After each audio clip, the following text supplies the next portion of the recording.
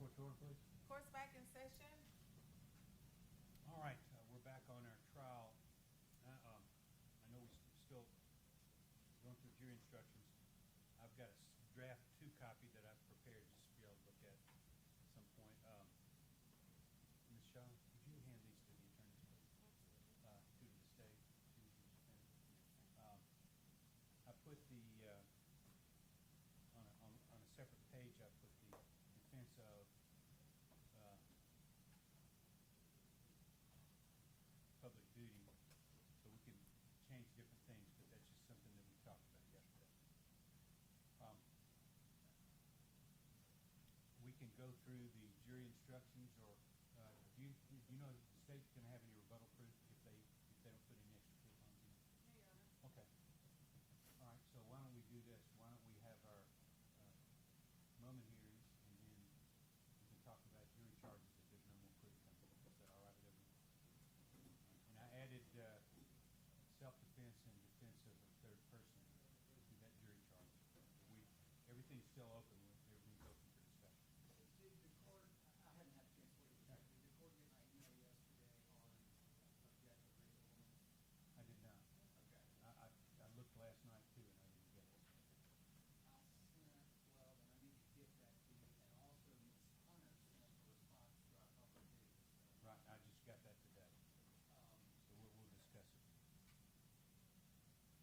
But let's go through our jury things, and we can bring the jury in, let everybody rest, and then we can tell them we're working on the jury instructions, so that they'll know we hadn't forgotten about it. All right. Steve? Yes, Your Honor.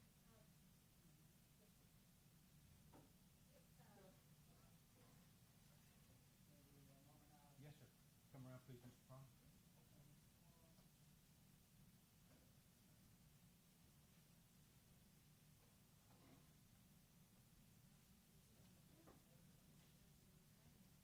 Sir, you solemnly swear, affirm, tell the truth, whole truth, and nothing but the truth, so help you God. I do. Have a seat, please.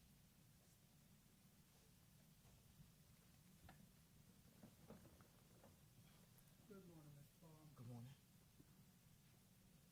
You probably covered this case with us more times than the videos watched during this trial. Yes, sir. Way more times. Yes, sir. Are you familiar with all the discovery? Yes, sir. Familiar with the arguments of counsel? Yes, sir. You've been able to hear the trial.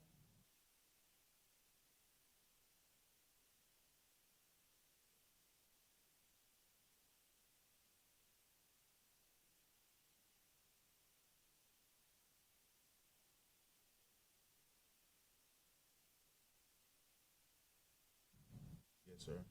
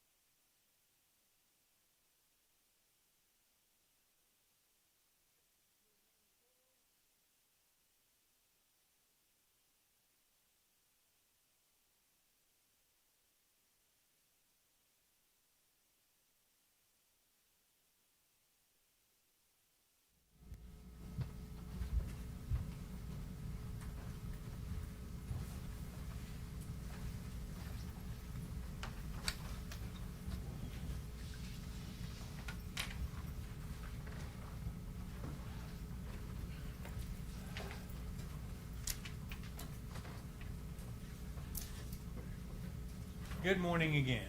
Good morning. Thank y'all for being here. All right, as for Mr. Parham, does the defense wish to put on any additional proof? Your Honor, ladies and gentlemen of the jury, the defense rests. As for Mr. Jones, does the defense wish to put on any proof? Any Your additional Honor, proof? Ms. Fuchs called most all our witnesses, and we don't think the jury needs any more to render its decision. Stevon Jones rests. All right. State have any rebuttal proof? Judge, state rests as well.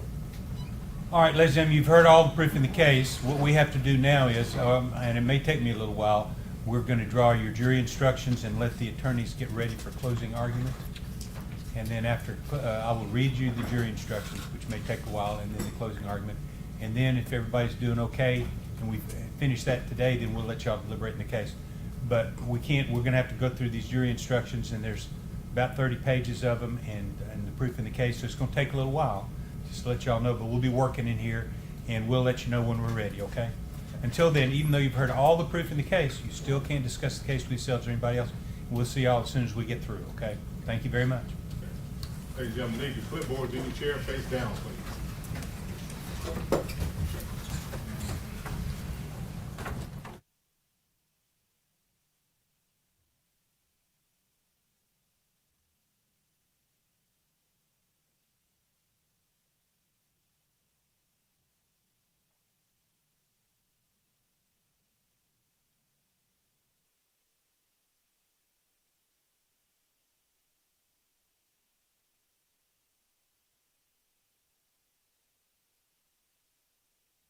All right, if we can, let's, I see the state's response to Your Honor, the, before we go into that, should we do our renewed motion for judgment and acquittal? Or do you want to wait on this? no, that's fine if you want to do that. That doesn't have to be done now, but, because it has to be done after the state's approved, but then you don't have to do it unless there's, I until always later. renew it at the end of my career. You're welcome to renew it. Go right ahead. Your Honor, I would like to renew our motion for judgment of acquittal. At this point in time, I'll adopt the previous arguments that we have made while incorporating the proof that was presented by the defense. No reasonable juror, even in a light most favorable to the prosecution, could find these two men guilty of murder in the second degree and aggravated assault. All right. Judge, we will renew ours too. The additional proof we heard was from Lieutenant Cleaves and Brandon Lawson. Lieutenant Cleaves has confirmed as substantive evidence that he gave the order to put on leg irons. He confirmed that that order was reasonable, that Mr. Jones carried it out lawfully. He testified that he didn't have any problem with what Mr. Jones did. So now we've heard from Michael Green, we've heard from their use of force expert, and we've heard from now Lieutenant Cleaves. No one has said he's done anything wrong. The one thing that Paul Miller said he did wrong was the stomping, and what he said was it was poor technique. Poor technique is not unlawful. It's just that, poor technique. The only other concern in this, the only other issue in this entire record that Mr. Jones did anything wrong was Mr. Miller said he should have switched to caretaker and taken part in checking for CPR. As I've already argued, there is not a shred of evidence in this proof that CPR would have made a difference, and Mr. Freeman would be alive today had that been performed. The jury cannot speculate on that. That is an evidentiary jump that the court cannot allow. A judgment of acquittal is proper. We ask that you enter. State, we should make a response. The proof establishes everything that we need on all these cases. Well, and I originally ruled that if the jury took the state's proof in its best light, that they could convict. And of course, any other proof that's put on, it's going to be up to the jury about whether or not it would countermand that evidence, and that would be a jury question. So I'm going to find that your motion is not well taken on either side. Thank you, Your Honor. All right, let's, if we can, let's tackle the public duty request by Mr. Urban. State, you want to talk about your response to that?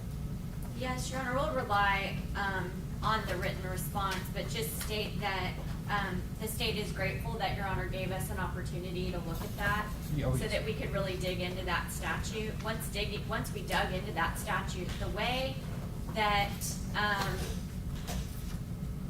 Mr. Irvin is wanting that instruction to be given is usually given in a situation where it's either not a criminal act or it's a non-violent or non-assaultive act. If you look at what the statute says, it says if there is a, I want to read it exactly right. And I'm looking at it as you read it. Yes, Your Honor, when force is threatened, well, first of all, it says that the public duty statute begins with a very important caveat. It says, except as qualified by subsections B and C, conduct is justified, and then it goes on. But when you look at what B and C says, B starts with the following sections of this part control. And it says when force is threatened or used against a person to protect persons, then the self-defense and defense of others statute will apply, or the law enforcement provision of self-defense will apply. And it controls. So instead of, the statute itself, the public duty statute itself says that if it's an allegation of force or use of force or assaultive nature, anything like that, then what controls is self-defense or defense of others, or the law enforcement statute. And since this is a situation where there was an assault, the allegation in this case is a deadly use of force, certainly, under this statute, the public duty statute, as it is written, it says that self-defense controls and defense of others controls. And therefore, based on that, based on the statute itself, this should not be instructed. Defense? Your Honor, Ms. Hunter makes my argument for me. What the statute says is except as qualified by subsections B and C. And I went over this in my memorandum, and Your Honor already noted it. The problem is, one is self-defense or defense of others. Two is the property. But B3, and that's what we're really talking about here, and she's arguing that the law enforcement statute should apply.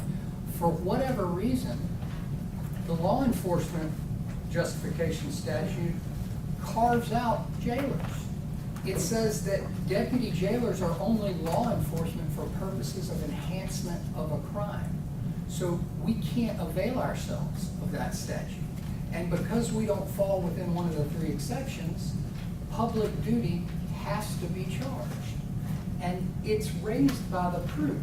I mean, we have heard that responding to a code blue is duty, and that everyone has to respond. I'm sure Mr. Jones wishes he had stayed down in intake doing paperwork that morning, but he had a public duty to respond. The leg irons, there's proof in the record that that was a lawful order from Lieutenant Cleves. We've heard that you have to follow a lawful order, and that it was his public duty. We can't use the law enforcement statute because the legislature carved us out. I don't know why, but they did. And when these three subsections are not controlling, the plain language of the statute says public duty is available.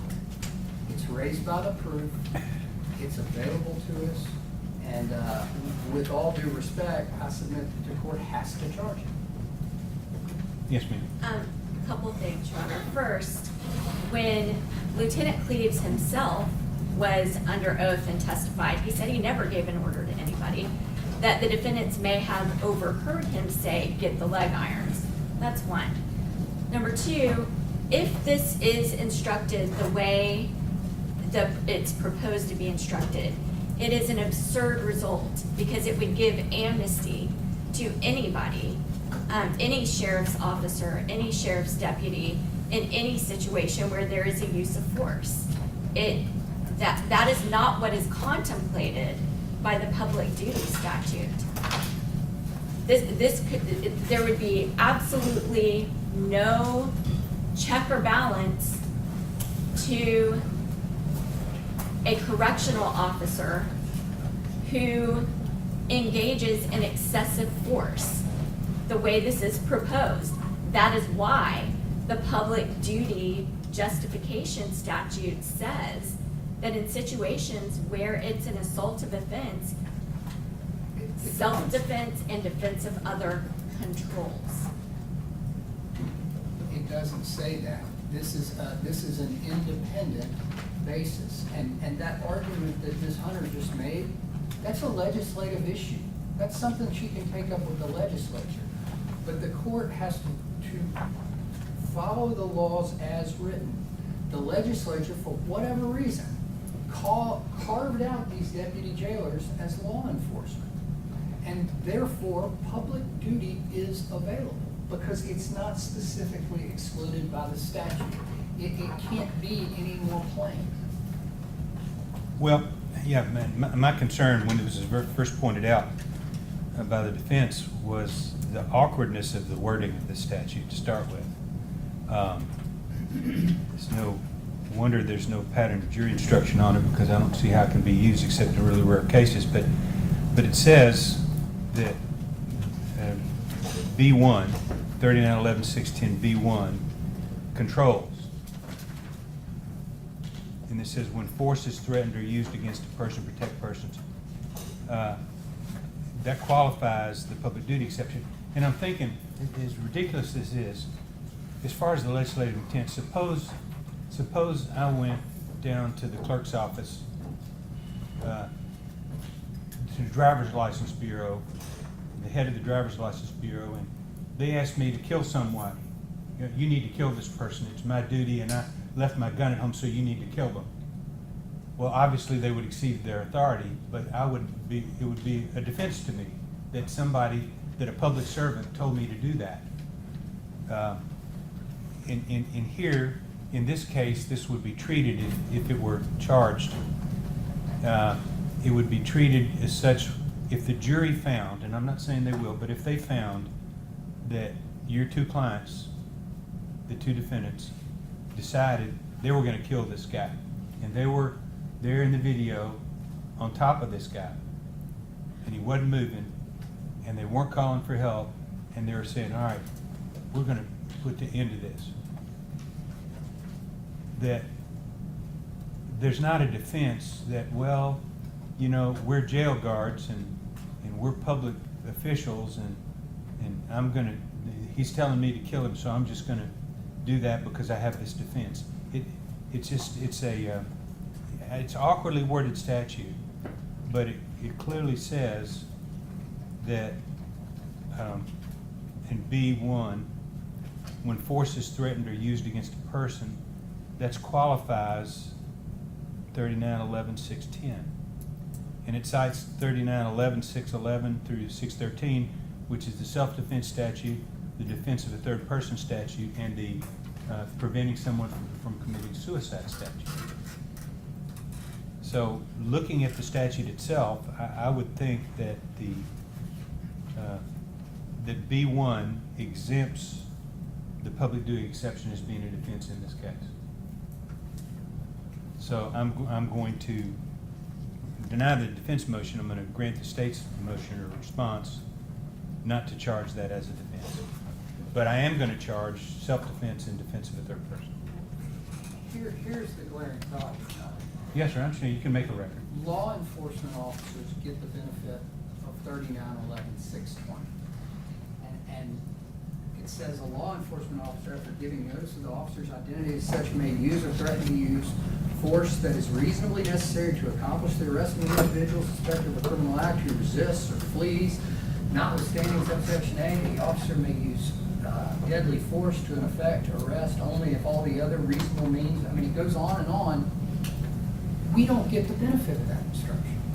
And the reason we don't is the legislature carved out deputy jailers from law enforcement, except for purposes of enhancement of a crime. Yes, sir. And I'm not even mentioning the law enforcement section. I'm talking about B1 only. So what are we left with? Self-defense, as Your Honor kind of brought up, this is a broader issue than self-defense, because a lot of this proof is that after he wasn't a continued threat, they continued to control him until he was in full restraints. Okay? So at some point, self-defense and defense of others stops. And there has to be an instruction on their continued conduct. Why are they down there? What are they doing? They are effectuating their duty to get him restrained and back in his cell. Or they're making sure that he dies. Right, but instructions aren't charged based on proof in the light most favorable to the prosecution, like a Rule 29 motion. If the issue is fairly raised by the evidence, the Supreme Court's clear. It has to be charged. And if a defendant doesn't get proper jury instructions, it's fatal to the case. I absolutely agree with you there. Yes. And so there's not an instruction in the record. Self-defense doesn't cover it. Defense of property doesn't cover it. There is not an instruction in this record that addresses their conduct after Gershun Freeman was on the floor and while they were awaiting leg irons to get him in full restraint and to control him. All right, now I thought you wanted me to charge self-defense. I do. Okay. I mean, And I so think you that's in my charge charge, everything. self-defense and defense of the third person. Right, but that doesn't cover the entire situation. That only covers the immediate threat while he was combative. The proof in this case is that he quit being combative, but Steven Jones continued to straddle him and wait for leg irons, have restraint and control. Lieutenant Cleves explained. And of course, that's the defense theory, is that he Absolutely. straddled him to wait for the leg irons. Absolutely. The state's theory is that he straddled him to kill him. Absolutely, but the defense theory has been fairly raised by the evidence. If the defense theory is fairly raised, it's a correct statement of law, it's been fairly raised by the evidence. And we need an instruction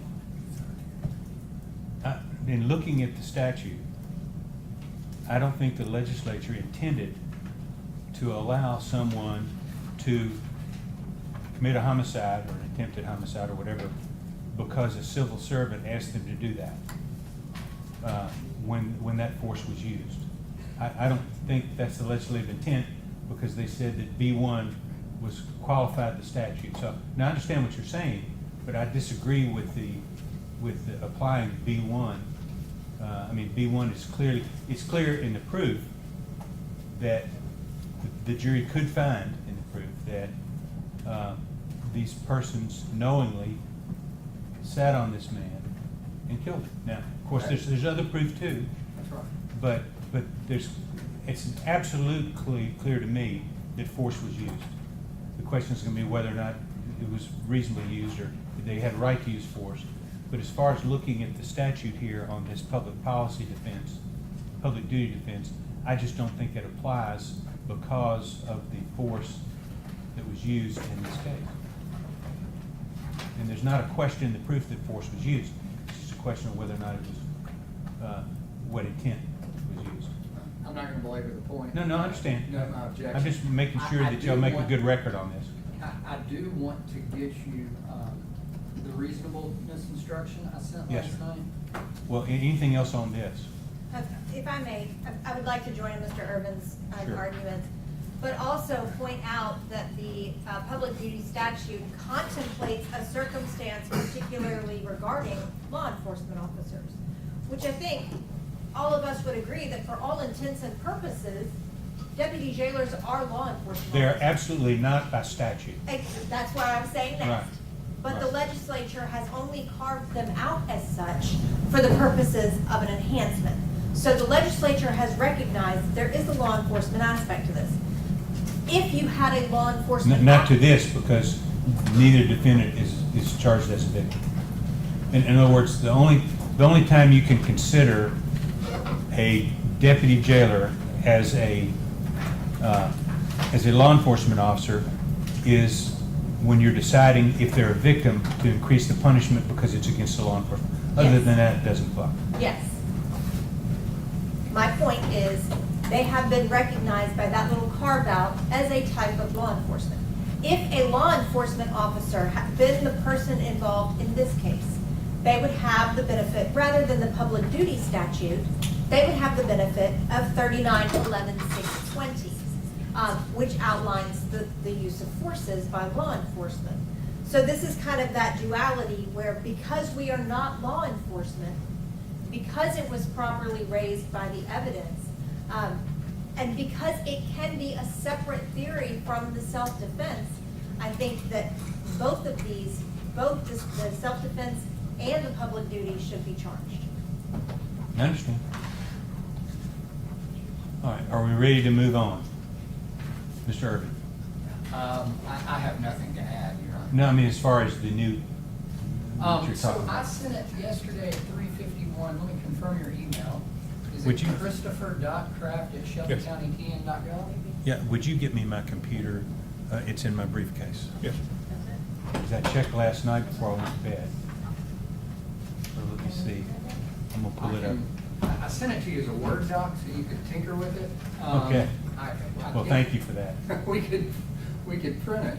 Did y'all get it? She nodded her head yes for the record.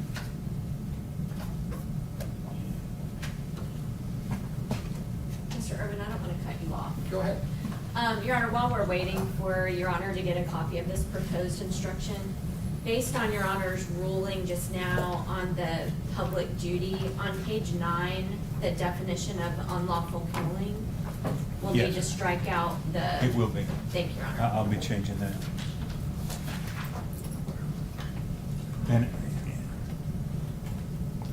And I haven't numbered the pages yet because we've also got to pull out a couple of pages on defendants testifying, things like that.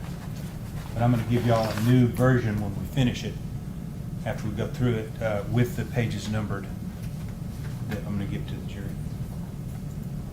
All right, let me turn this Your over. Honor, I just want to put on the record, just in case this becomes a problem, in discussing with Mr. Parham whether or not he was going to testify, we had discussed the fact that Your Honor had given us this public duty instruction and that would be charged. So I do think that we need to explain to Mr. Parham that circumstance has changed. Okay. And when I handed that out to y'all yesterday, I handed out saying this is for your consideration. Obviously, I'm not going to finalize anything until y'all have a chance to look at it and argue it. So I'll be glad to let you talk to him again to see if he wants to testify. Thank you, Your Let me Honor. pull this up. I'll print this out.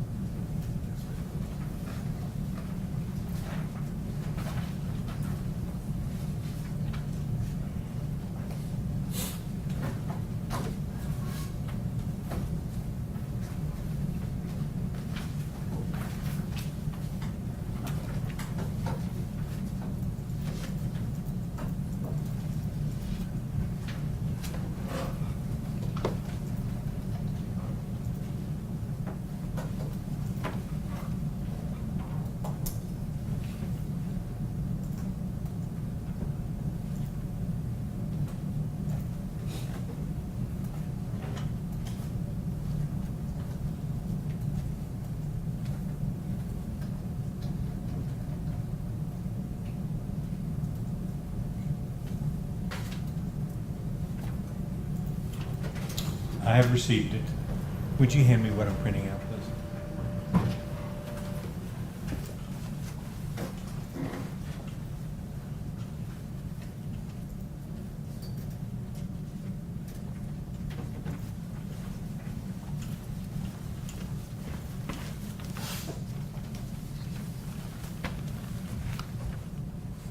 Okay, this is just one page? Yes, Your Honor. Okay, good, want to make sure. All right. And I would suggest, we'll go over to page, I think she just said it was 9 of the draft. Yes. wherever the court's talking about unlawful killing and addresses the Right. general defenses, and Right. obviously the court is now gonna take out defense of public duty. Yes. But, I think it could be included after that in assessing whether the Right. defendants acted unlawfully. That would probably be the appropriate segue. All right, you want to, let me read this just a second.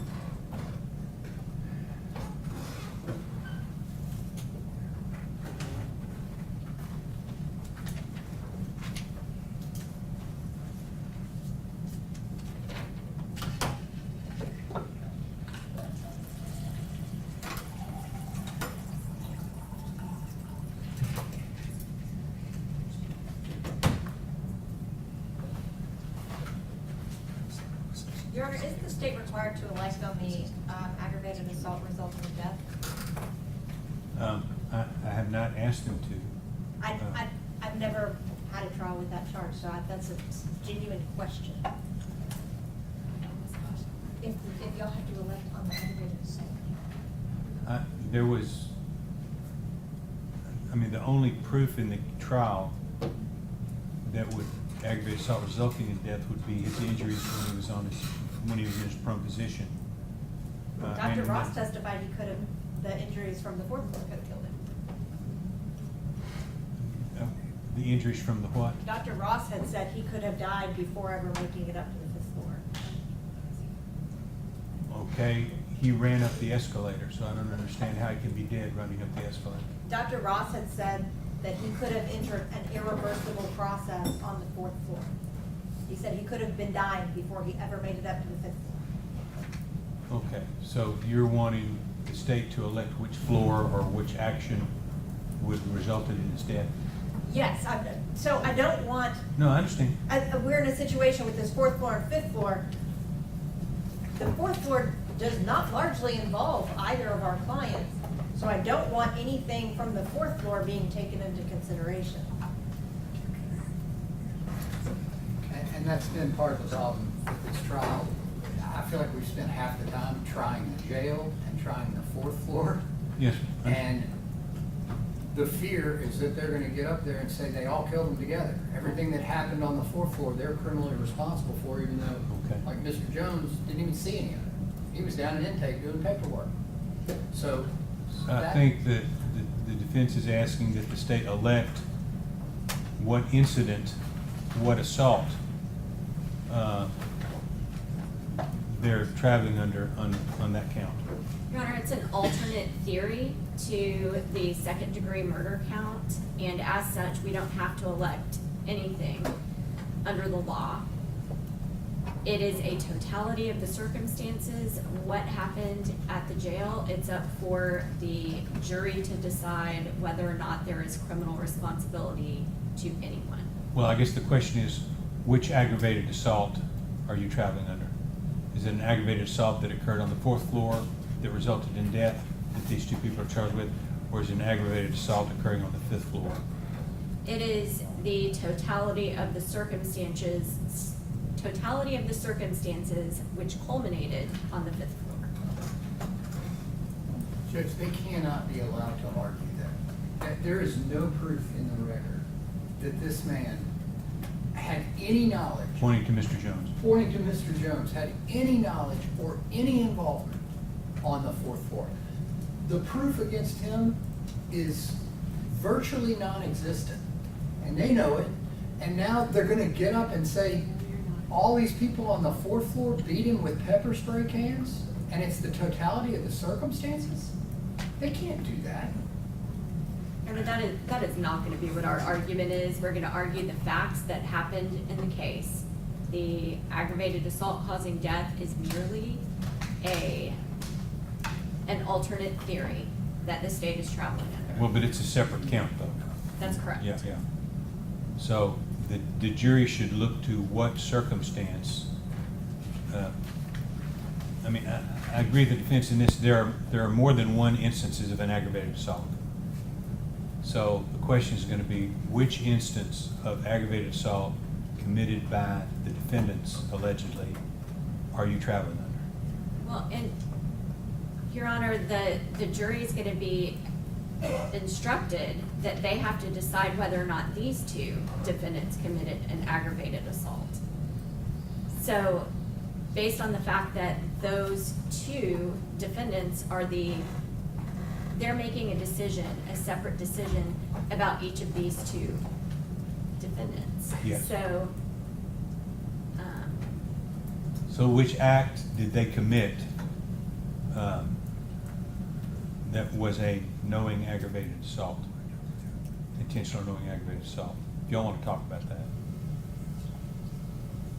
Well, I need to read this supplemental instruction. I'll be with y'all in a minute.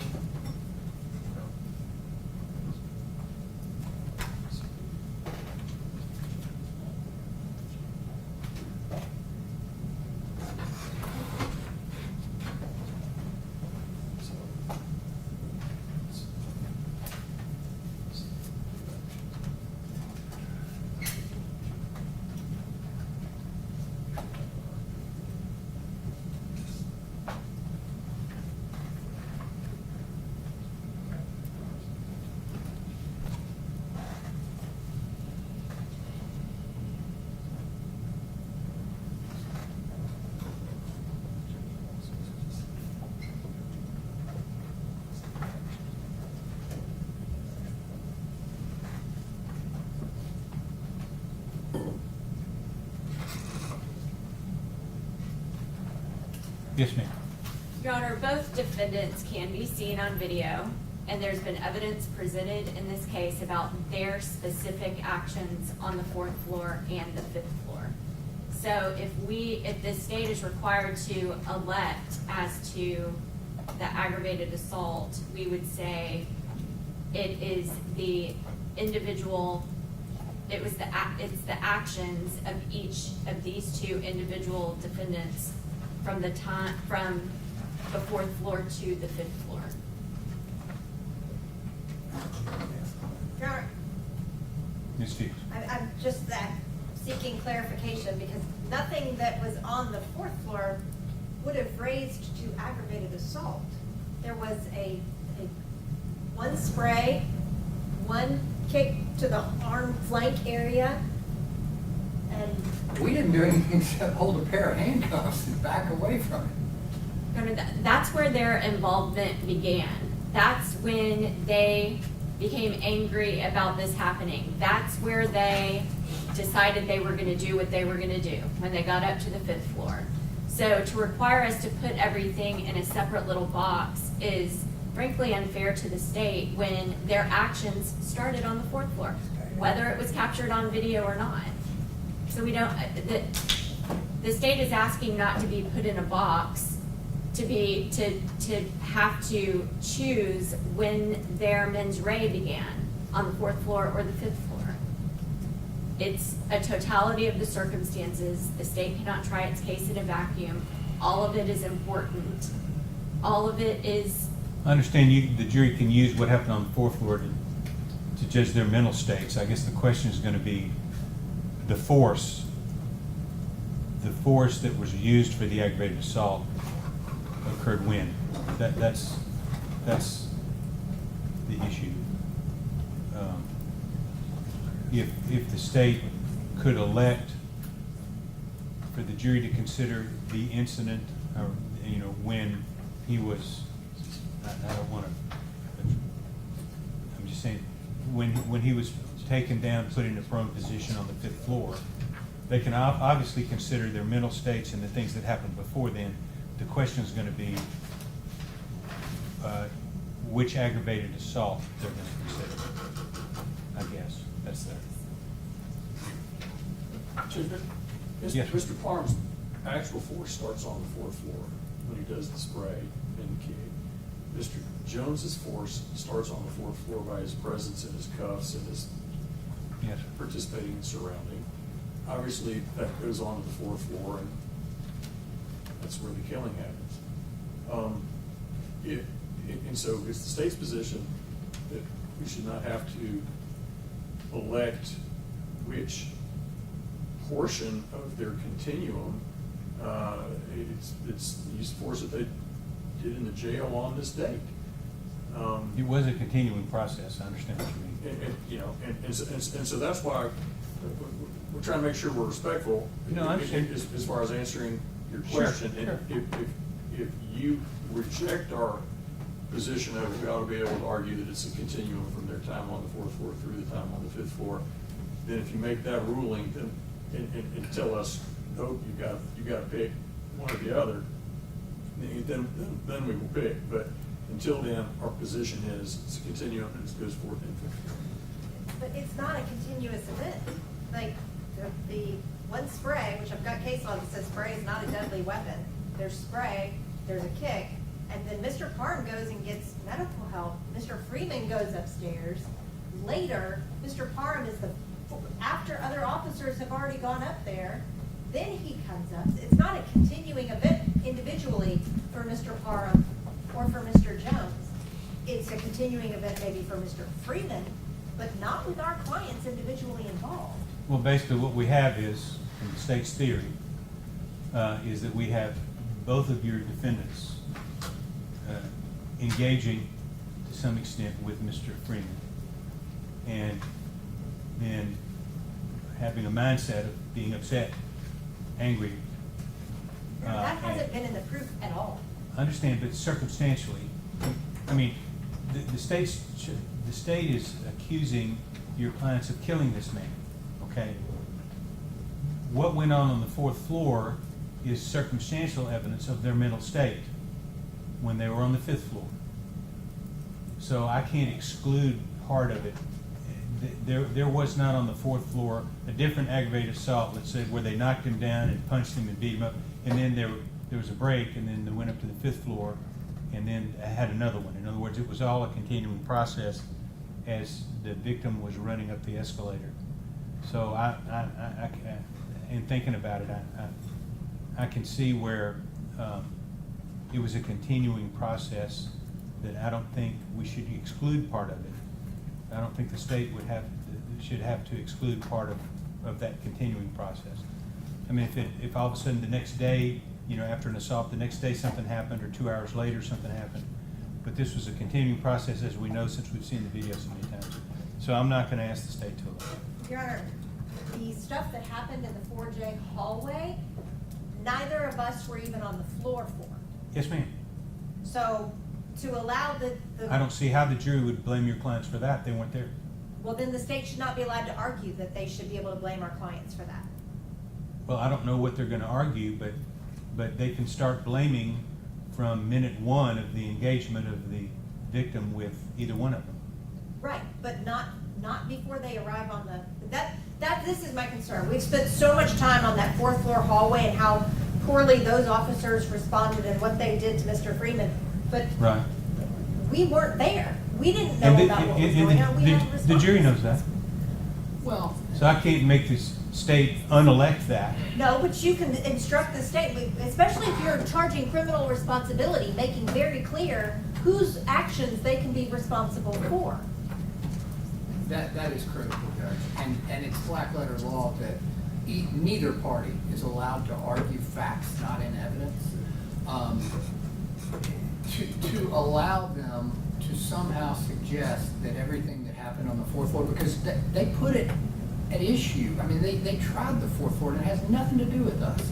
So they shouldn't be allowed to argue that what happened on the 4J pod had anything to do with us or our criminal responsibility. And likewise, I know we haven't moved on from this particular issue yet, but I've already brought it to the court's attention. They shouldn't be allowed to argue that any failure to render aid contributed to this man's death, because there is zero evidence in the record. And for them to argue that would be them arguing facts not in evidence. None of the three medical Well, I examiners. disagree with that. It's in evidence that they didn't. Right, but there's no evidence that that medical aid was necessary or that it would have changed the result. And that's what's required from a medical examiner. A medical examiner would have to come in, they didn't ask him, and say, hey, if they had recognized this man needed CPR and they had performed CPR, would the result have been different? Can you say beyond a reasonable degree of medical certainty that the result would have been different? That's not in the record. That is too much of an evidentiary leap to make. I disagree with you on that, I'm sorry. I mean, I think it's clear from the proof that when someone's heart stops breathing, that they should give them CPR. Dr. I mean, Lee that's in the said it proof, was- that's one of the things the jury considers. Dr. Lee said it was irreversible. That's his testimony. He's a medical doctor. I understand. Dr. Oliver said he would have had to have been hooked up to an Impala machine or something within 1 to 2 minutes. Yes, sir. That's the second medical doctor. Yes, sir. Dr. Ross was never asked. So. I'm not gonna make the state elect as to that. I'm not asking for an Continue, President. election. What I'm asking for is for them not to be able to argue it. If they are allowed to argue it, here's the problem with a general jury verdict. A conviction on appeal, there will be no way for the Court of Appeals to discern, based on that record, whether or not they found that it was a direct action taken by these men or a failure to act. So if the court is going to allow them to charge it, we should be allowed time to come up with a special jury verdict form to say, is your opinion based on, or is your decision that they caused the death based on direct action or failure to act? That's the only way to safeguard a conviction in this case, under a general verdict Well, form. let me say this, and here again, I'm not deciding who's guilty or who's not guilty. But if we saw in that video, they took him down, and instantly, Mr. Jones raised his hand and said, wait, we need medical now. We need medical now for this man. And they started screaming, please call 911. That would be a lot different situation than we have now. Who says? Because it goes to their intent. I know, but no doctor has said it would have made a difference. And we also have proof in the record that he was still breathing until he wasn't, and when he wasn't, the code white was called. And that was not while my client was on him, that was after. I'm going to let the jury decide this case. I am. So let's look at the proposed supplemental instruction that you've got here. You want me to make this an exhibit, since we're going to discuss it, and lettered exhibit? Your Honor, I'd ask that you make the previously provided defense of public duty an exhibit for the purposes of the record as well. Okay, what document make an exhibit on that? Your Honor, the one that you had given to us on Saturday. that Oh, we were just to look discussing. at? Okay. Yes. Okay. So that the court sees for appellate review. Oh, no, that's fine, what but I we're gave it to y'all to discussing. look at Yes. after reading the statute. Okay, that'll be exhibit F, lettered exhibit F, not to go to the jury. And I'm gonna make this one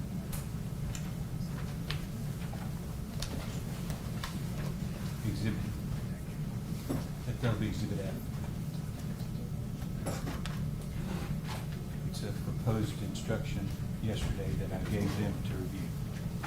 And then this is gonna be exhibit G, is gonna be defendant's proposed supplemental instruction filed by Mr. Irvin, or given me by Mr. Irvin in an email citing reasonable corrections officer facing the same situation. Exhibit G.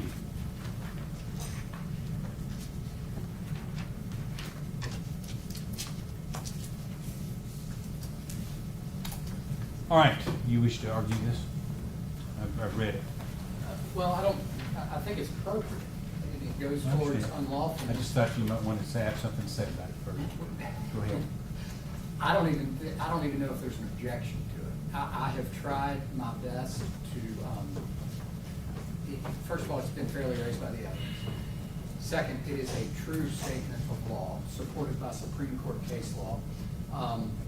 The language comes from 1983 cases. They're civil cases. They're not criminal cases. That's the only distinction I would bring to the court. However, these same authorities are routinely relied on and charged in police misconduct cases, including the George Floyd case. The exact same standard was charged in George Floyd, routinely charged across the country. Again, I don't want to talk too much if they don't have an objection, so maybe I'll pass the mic. State? Obviously, we're objecting to it. I figured you would. It's putting it's giving correctional officers a special class, where it's a comment on the weight of the evidence where this language is already provided for in the self-defense statute. And Mr. Urban is citing civil law that doesn't think about what an instruction for self-defense or defense of others is. There's already a reasonableness instruction that's already in the pattern instruction. And from the state's perspective, to give a certain class of person is not only a comment on the weight of the evidence, but it's creating a new section of law that's inappropriate in this case. Your Honor, if I may, Yes. they are a special segment of people. Deputy jailers are allowed more leeway on uses of force. That's just by nature of the institution. And both of the use of force experts testified to the reasonableness standard.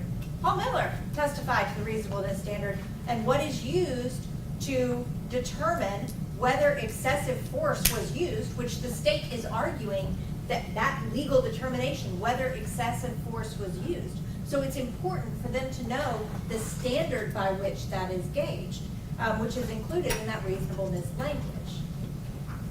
And Judge, I know this doesn't come up a lot, but this is routinely charged. Here's the charge in the George Floyd case. To determine if the actions of the police officer were reasonable, you must look at those facts which a reasonable officer in the same situation would have known at the precise moment the officer acted with force. You must decide whether the officer's actions were objectively reasonable in light of the totality of the facts and circumstances confronting the officer and without regard to the officer's own subjective state of mind, intentions, and motivation. That's the law. It's reasonably raised by the evidence. Both expert witnesses referred to it. It's an appropriate charge. The Supreme Court has said that's the lens through which we view these folks. Well, a couple of things. First thing is the United States Supreme Court has decided this in civil cases. And I looked it up a little yesterday, even though I didn't have this yet. I could not find any Tennessee law on this. And I'm referring back to 39-11-106-24B. Law enforcement officer includes a sheriff, sheriff's deputy, and only for purposes of enhancement, the deputy jailer. Deputy jailers are not law enforcement officers. And because there's no law for this, no criminal law for this in the state of Tennessee, I'm not going to charge it. Maybe there will be after this case, but there's not now. I don't think that if we decided that too, as far as public policy, we could say, deputy jailers, it's okay for you to act outside, kill a few people, injure people, because you're a deputy jailer, you have certain immunity, and I don't think that that's the legislative intent. I really don't. Judge, we're not talking about they can do whatever they want. It's what is objectively reasonable. Objective means exactly what it says. It's not subjective. It's not their particular motivations. It's what is objectively reasonable. I would note that civil cases have a lower burden of proof than criminal cases. The standard by which liability is exposed is lower in civil cases. And the United States Supreme Court has directed courts all over the country to view what these individuals did, use of force situations. It's to be viewed by what is objectively reasonable under the totality of the circumstances. Both of these experts that testified in this trial, the states and Ms. Fuchs, they both agreed that was the standard. It's not like we're suggesting some novel standard that hadn't been raised by the evidence. It's what everybody has heard during this trial. It's Supreme Court black letter case law, and we're not going to charge it. When jury instructions are so important in a criminal trial. I understand. That's why we're taking the time to do all this. Well, I'm looking here, looking at the cases that you cited. It requires assessing the totality of the circumstances, which I think the jury can do. You're free to argue this.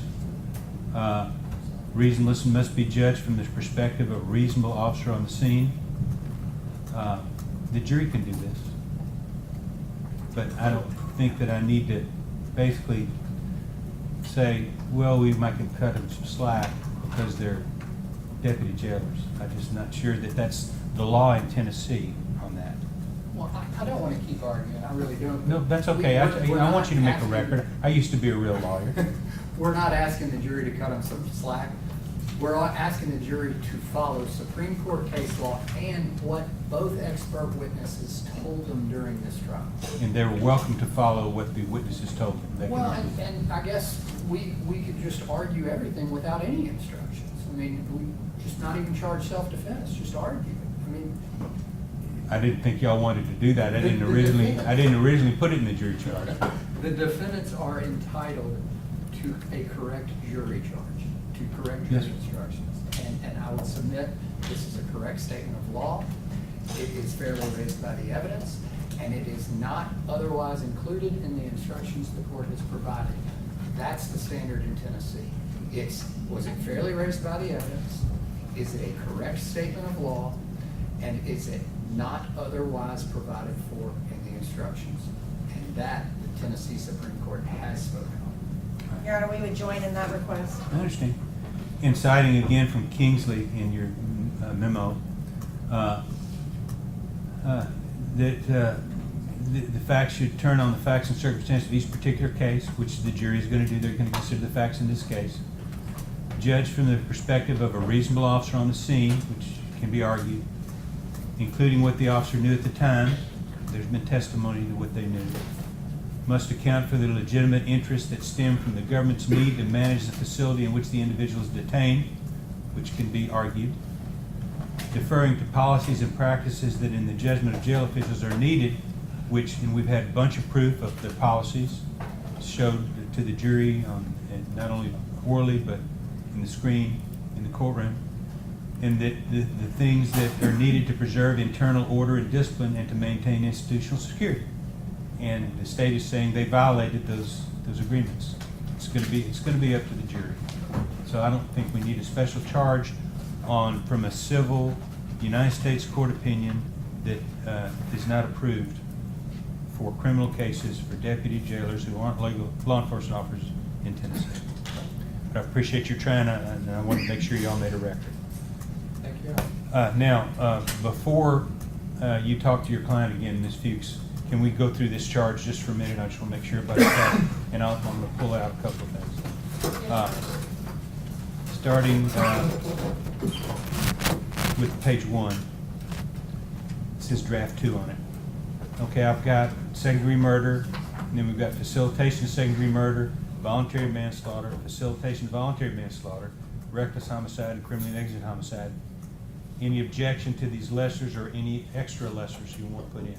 Your Honor, would assault be appropriate? No, because there was a death here.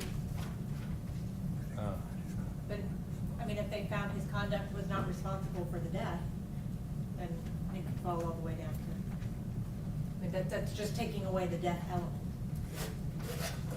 Then it would be not guilty, because we Yeah, have to prove not it would cause be of not death. guilty. If they did not find him guilty of criminal negligent homicide, then he would be not guilty. Because it's clear there was a death in this case. All right, count 3, intentional knowing aggravated assault resulting in death. The lessers are reckless aggravated assault, reckless endangerment, and assault. And the reason that we have that assault in there and all that is because there's a resulting in death. You can't facilitate something when there's, in other words, it resulted in death. There didn't have to be any intent to kill anyone for the statute. That was not in there. So there wouldn't be any knowing that someone else intended to commit something, a crime, and then helping them. So that's not, facilitation is not a lesser included offense per case law. Any other lesser included or anything else in that? Fourth count is just assault. Okay, page 2, just talk about indictment's not proof. Judge, on the, Sir? I'm sorry to interrupt. On the fourth count? Yes. So I know that they elected a timestamp yesterday. Is that going to be in the instructions? A timestamp. Yeah, you mean the elections isn't going to be in there. Okay. When we get to, I would ask, because they have seen a bunch of videos and they have different timestamps, I would ask that they just identify the behavior Well, they have the exact second in the video that it took place. Which And the video? exhibit number. Yeah. Okay, no, the exhibit number's in there? When we, yeah, when we get to the election, I'll let you know. Okay, great. This is just to convey your introduction. Okay, the next indictment's the formal written accusation. It's not proof, my rulings are proof. Then we got second-degree murder. Unlawfully killed the alleged victim and acted knowingly. And then I've defined knowingly and intentionally and distinction between murder, second, voluntary. Now, the definitions for knowingly and intentionally and recklessly for the homicide count are different than the others. So that I've got different definitions in there later. Voluntary manslaughter, unlawfully killed, acted intentionally, knowingly, resulted from state of passion, and I've defined passion in the instruction. Reckless homicide.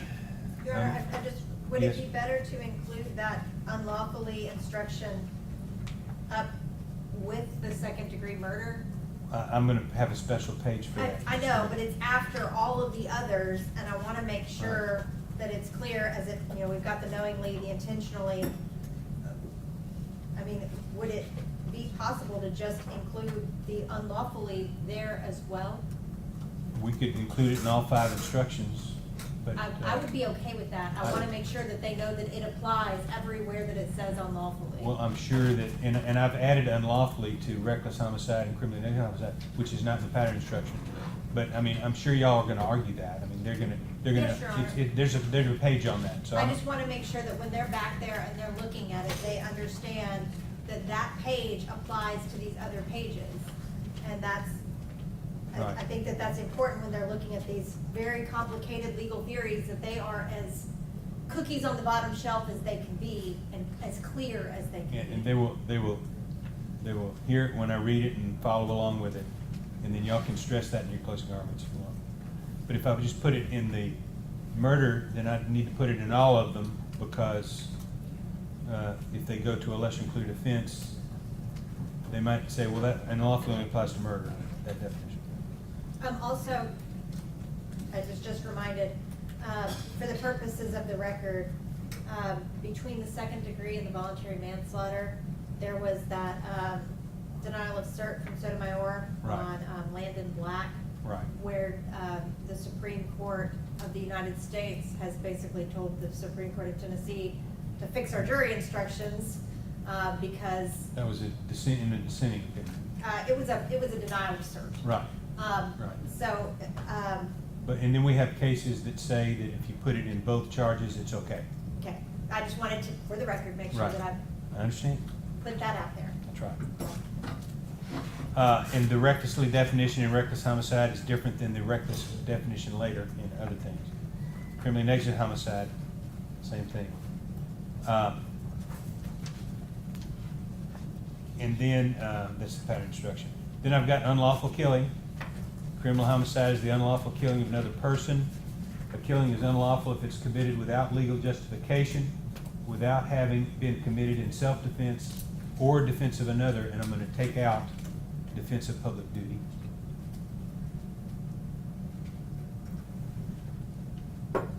So it'll read without having been committed in self-defense or defense of another, because the defense asked for that. Before you can find a defendant guilty of second-degree murder as charged in count 1 or of any lesser included offense in that count, the state must prove beyond a reasonable doubt that the killing was unlawful. So that's going to be nice and clear. Then we've got count 3, intentional, knowing, aggravated assault resulting in death. We've got the defendant intentionally and knowingly caused bodily injury to Freeman, and it resulted in his death. And then bodily injury. And then I've got here intentionally for counts 3 and 4 only, because it takes away, you don't have to, they don't have to conclude that it's for death. Intentionally is it's the person's conscious objective desire to engage in the conduct or cause the result. So it's that intentional knowingly definition is different in count 3. Reckless aggravated assault resulting in death, and I've got the new definition of recklessly there. Reckless endangerment and assault. All right, and then election of offenses. Mr. Irvin, on election of offenses. The state has offered proof in its case in chief of more than one act allegedly committed by Stevan Jones, which the state alleges constitutes an element of the offense of assault as charged in count 4 of the indictment. To ensure a unanimous verdict, the law requires the state to elect which alleged act testified to the state is relying upon for your consideration in deciding whether or not the defendant is guilty of that offense. The fact the court has required the state to elect does not mean the court has found that the state has carried its burden of proving those allegations beyond a reasonable doubt. That's for your determination.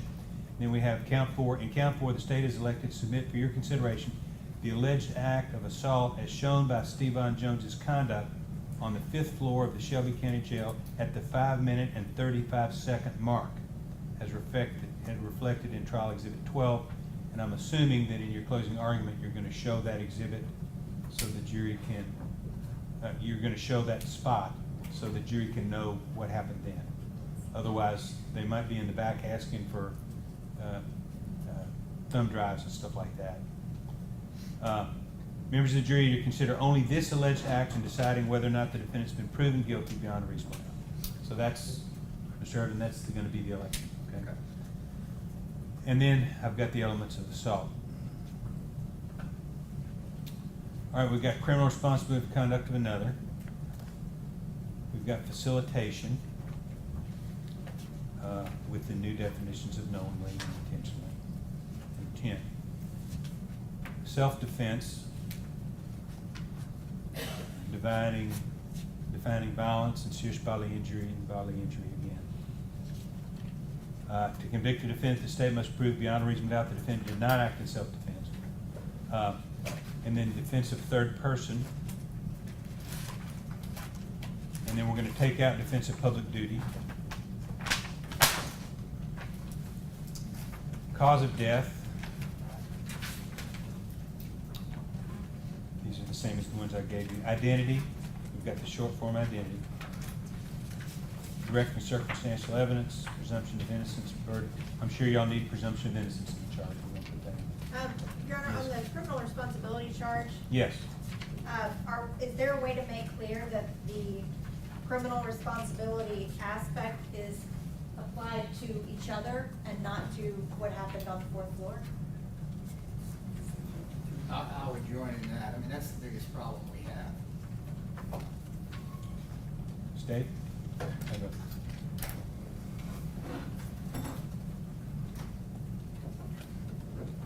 Your Honor, I don't think there's a reason to parse out exactly where the criminal responsibility starts and ends. It is, as General Funk argued earlier, a continuous act. Well, in other words, I would be telling them you have to either convict both of them or neither one. No, Your Honor. No. I mean, It's as far as saying, criminal when you're responsibility. looking at their conduct, we're not looking at all of these other uncharged people or people that are not on trial. We're looking at the conduct of these two men and whether any conduct committed by either of them is the other one criminally responsible for any of those, or for any of those acts. It's not whether Ebony Davis in 4J was hitting him with a can. And Your Honor, just to build the record, as soon as they started putting the 4th floor on trial, we objected to relevance. We continued to object to relevance for a while. And at the bench conferences, Your Honor would say, the jury knows that they weren't on the 4th floor. That this isn't prejudicing your clients. The jury knows they weren't doing this on the 4th floor. Here's the problem. Now we get up to closing arguments. They've tried the 4th floor. And if they argue that we're somehow responsible, or if the jury gets back there without argument and starts thinking about all of that stuff they put in this trial regarding the 4th floor over our objections because it wasn't relevant, it risks a huge problem. The definition of criminal responsibility says that they had to share an intent. It's already included in the instruction. And just because it's been said a couple times here, I feel like I need to explain that the reason the state is putting all of this in is because of things that happened on the 5th floor. Oh, we couldn't give him care because we couldn't breathe because of all of the spray. Well, it's important for the jury to understand how the spray happened, why the spray happened, how we got there. Oh, Mr. Freeman is acting psychotic, and he is acting in this particular way. Well, it's important for the jury to know what happened on the 4th floor so we can understand what happened on the 5th floor. So it's not that the state is trying to do any particular thing other than have the jury understand the totality of everything that happened, and that's why the state is doing it. The state's not trying to try the 4th floor or anything like that. The state is trying to give a full view of what happened in this case to the jury so that they can make a decision about what actually happened. And that's fine, but it doesn't lessen the risk of the problem we have. Well, I don't think there's anything in the statute or in the law that says that I have to point out who they might be criminally responsible for. The criminal responsibility law is the law. So I'm not gonna point out any particular defendant. I mean, if I said that, it might be that the jury would conclude that I think that they're both guilty, or that no one else is responsible for his death or anything like that. So I understand your objection, but I'm not going to change the criminal responsibility instruction. All right, direct circumstantial evidence, burden of proof, reasonable doubt. Credibility of witnesses, I'm gonna take out one of them depending on what Ms. Fuchs decides. And the defendant not testifying, I'll have to take out the appropriate part there. Expert witness, I've got Marco Ross, Fing Lee, and William Oliver as forensic pathology, Paul Miller and Derek Pleasance, use of force, and Megan Avery, forensic psychology. Jury notes, unanimous verdict, and then I've got the verdict forms. Just wanted to go through this so anybody, if people could make objections on the record. So, Ms. Fuchs, if you want to, yes, No, I'll hold on. if you want to talk to your defendant again, you can. Thank you, Your Honor. And I'll make the change on that one page. Your Honor, while you're working on that, because the court has removed public duty, which I think was the more specific instruction that applies, with that gone, I think a necessity instruction may be appropriate, but I'm gonna need a couple of minutes to look it up. I don't wanna argue something if I don't think it's appropriate. But I think I'll be glad to let you use my charge book to. I think necessity may apply in this case.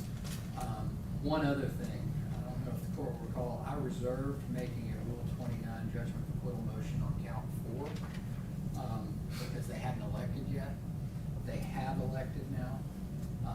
I'd like to make a Rule 29 motion for judgment of acquittal on that count. Of course, the essential elements are, first, that the defendant caused bodily injury to Gershun Freeman, and 2, that the defendant acted either intentionally, knowingly, or recklessly. They failed on the first element. They cannot prove bodily injury. The autopsy was done. There wasn't a scratch on his legs, not a scratch. And they were asked, Mr. Funk asked Dr. Ross about this. They got into contusions, and he said, sometimes contusions don't come up right away. Sometimes they take a while. Dr. Ross corrected him. He said, no, they're instantaneous. And Mr. Funk said, well, what about when you get hit and then the bruise comes up a couple of days later? And Dr. Ross says, what you're seeing there is actually a deep contusion, and it takes a couple of days to migrate. In this case, we had an external and internal examination, and there weren't bruises on the surface or deep. There's no injury to Gershun Freeman, and so that count should be dismissed. State want to respond to that? Just briefly, Your Honor, the definition of bodily injury includes physical pain, and circumstantially, the jury may find that in a light most favorable to the state. From looking at the video, the jury could find that it hurt when he was stumped, if they find he was stumped. But circumstantially, just because of seeing, if we had a video of somebody going up and punching somebody hard with his fist, the jury could presume that that was bodily injury because it was pain. So I'm an over emotion this time. Thank you. All right, take recess, please. Court stands in recess. Ms. Fuchs, let me know when you're ready, okay? Yes, Your Honor. It's 40.05.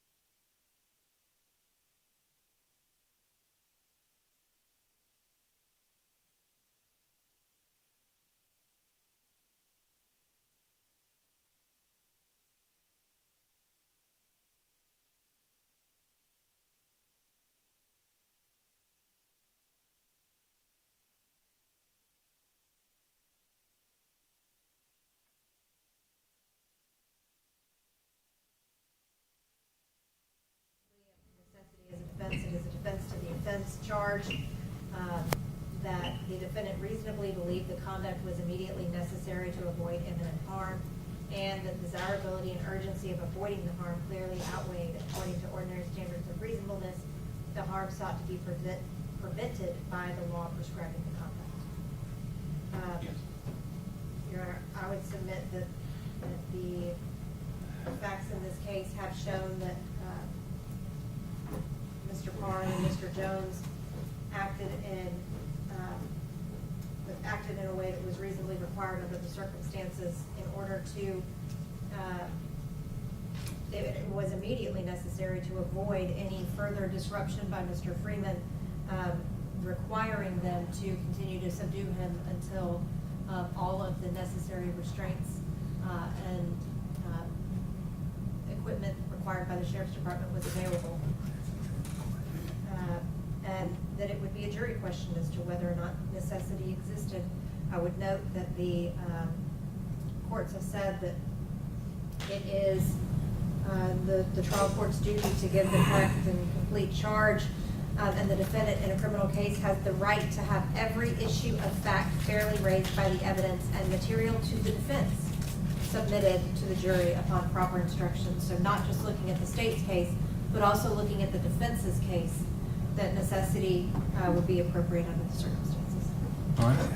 Yeah. And I would just add to that, I think we have to have an instruction for the conduct after the violence is over. And we've already talked about it, but when he's holding them down, when they're waiting on leg irons, when they're following orders.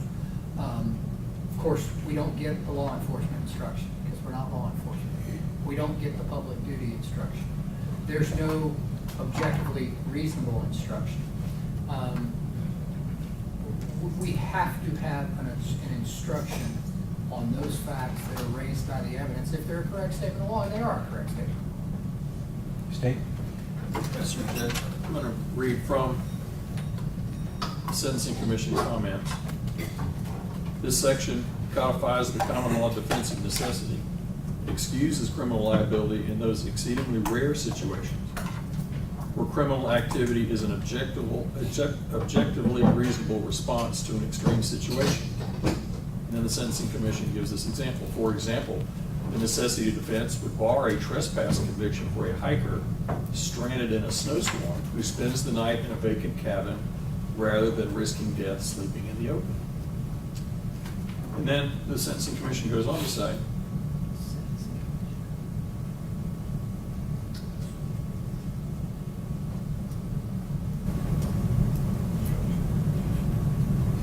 hold on a second.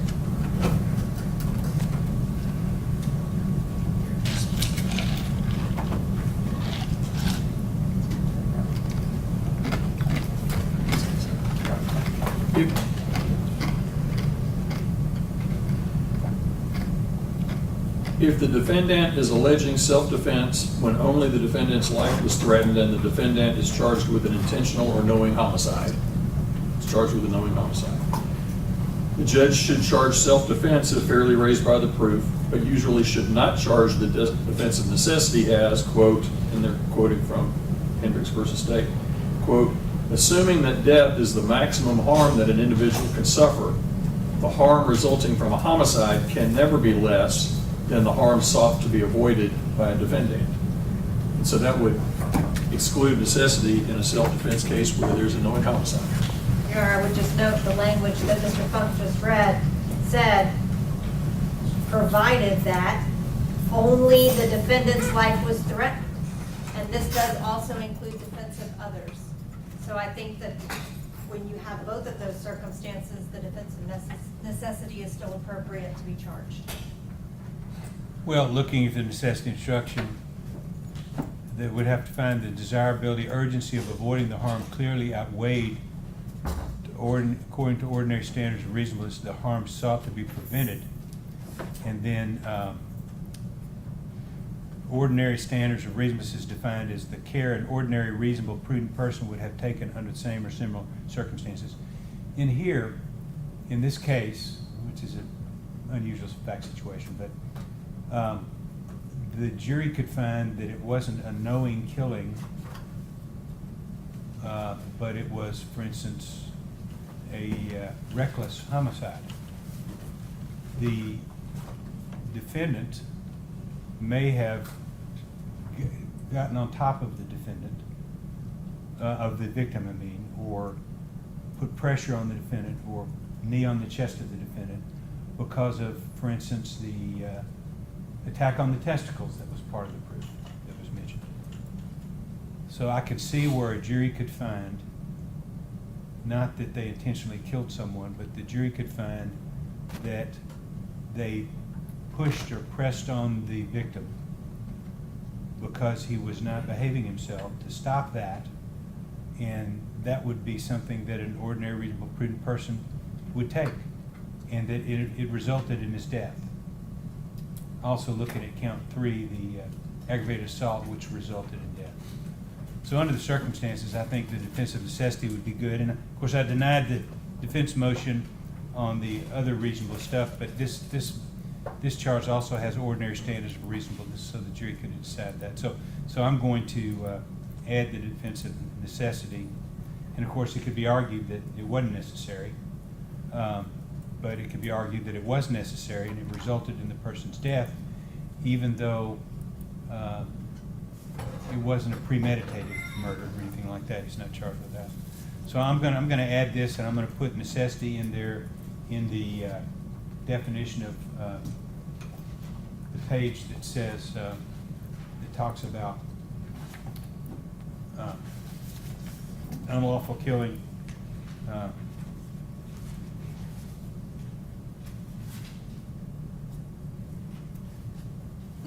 So I'm going to add it. Thank you. I'll give you all a copy of it. May I print real quick? I'm just afraid it's gonna make some noise. I know it's pretty quiet, but I didn't wanna disrupt anything. What are you printing? I did a written instruction, so I just, for the record, I know the court's granting it. Okay. But I also included in the written instruction that I was joining in there.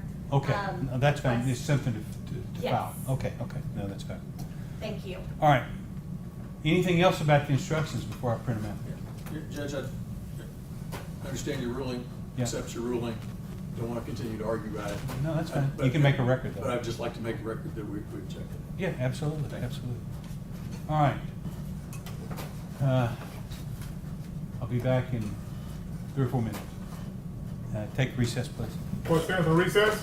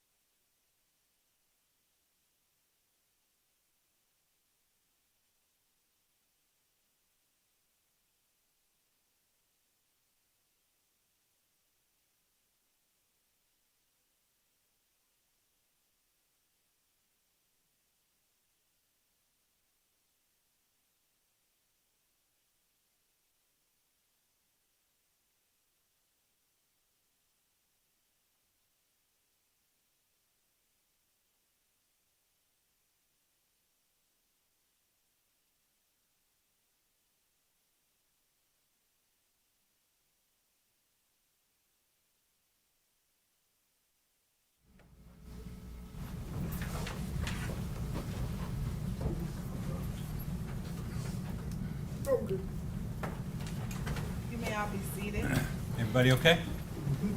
All right. All right, ladies and gentlemen, I'm going to hand you this jury instruction. Here's the back row and then the front row. It's 43 pages long, but they're double spaced in big type, so it's not as scary as it looks. I'm going to read these to you, and you will have these back in the jury room with you to deliberate if you have any questions about the law. If you have any question about the law that you can't understand, these are fairly friendly.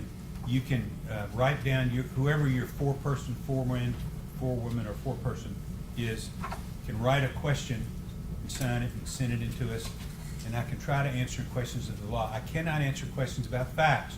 Sometimes I get a question from the jury, was it raining that day, or how dark was it, or something like that. And of course, I was not present. None of the lawyers were present, so we can't answer those questions. That just depends on the proof in the case. But I'm going to read this through to you. Not only is it talks about the charged offense, like the charged offense in count 1 is murder in the second degree. There are lesser offenses also mentioned. What you're going to do is, when we get to the verdict forms, you'll understand this. And I have to read the whole thing to you by law. But if you find the defendant guilty of the charged offense, then there's a verdict form in the back. We, the jury, find the defendant guilty, or which defendant, in count 1, which count, so-and-so. If you all unanimously find him not guilty of that offense, or unanimously all have a reasonable doubt of that offense, you don't find him not guilty yet, you go to the next offense and say, is he guilty of that lesser offense? If you find him not guilty of that offense or have a reasonable doubt unanimously, then you go to the next offense. So I'm going to be giving you all the elements of each offense that's charged and also the lesser offenses. And these pages are numbered 1 through 43. So if somebody says, well, what does so-and-so mean? Then you say, all right, go to page 32, and it'll help you all to literally be on the same page when you're deliberating back there. Also, there's a couple of definitions I want to warn you about: intentional and knowing and reckless. When you're being selected as a juror, the lawyers were talking to you about intentional, knowing killing or another things like that, and knowing this, that, and the other. Well, intentional, knowing, and reckless are different on the murder second degree count than they are on the other counts. In the second count, in the count 3 and count 4, there's no knowing killing. The definition of knowing intentional is different. So when you're getting ready to say, well, did they knowingly do this or intentionally do this or recklessly do that, make sure and look at the definition in that section on knowing or intentional or reckless, because it's going to be a little different. That's why we have that defined a bunch of times. But other than that, this should be user-friendly, and as you work through the charges and the lesser included offenses and things like that, if you have any question as to the law, not as to facts, or meaning of a word, you can send that in to me, and I'll talk to the lawyers about it. With that, State of Tennessee versus Stephen D. Jones and Courtney J. Parham, indictment number 2303474. Members of the jury, the first count of indictment 2303474 charges Stephen D. Jones and Courtney J. Parham with the offense of second-degree murder.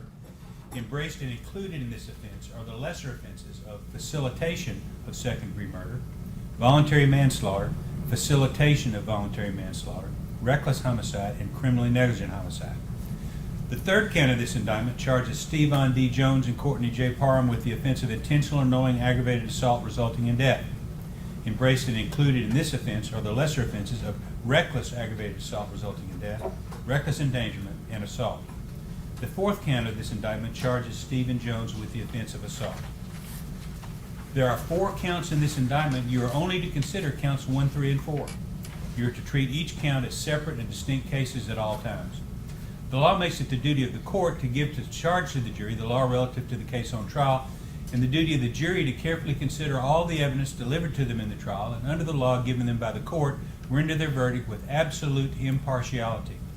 The jury are the sole judges of the facts and of the law as it applies to the facts in the case. In making up your verdict, you're to consider the law in connection with the facts, but the court is the proper source from which you're to get the law. In other words, you are the judges of the law as well as the facts under the direction of the court. The jury in no case should have any sympathy or prejudice or allow anything but the law and the evidence to have any influence upon them in determining their verdict. They should render their verdict with absolute fairness and impartiality as they think truth and justice dictate.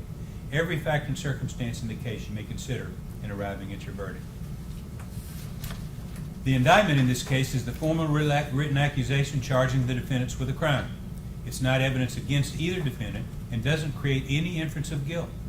At times during the trial, I've ruled upon the admissibility of evidence. You must not concern yourself with these rulings. Neither by such rulings, these instructions, or any other remarks which I have made, do I mean to indicate any opinion as to the facts or as to what your verdict should be. Statements, arguments, and remarks of counsel are intended to help you in understanding the evidence and applying the law, but they are not evidence. If any statements were made that you believe are not supported by the evidence, you should disregard them. The evidence in this case has been completed, and it's my duty now to instruct you as to the law. The law applicable to this case is stated in these instructions, and it's your duty to carefully consider all of them.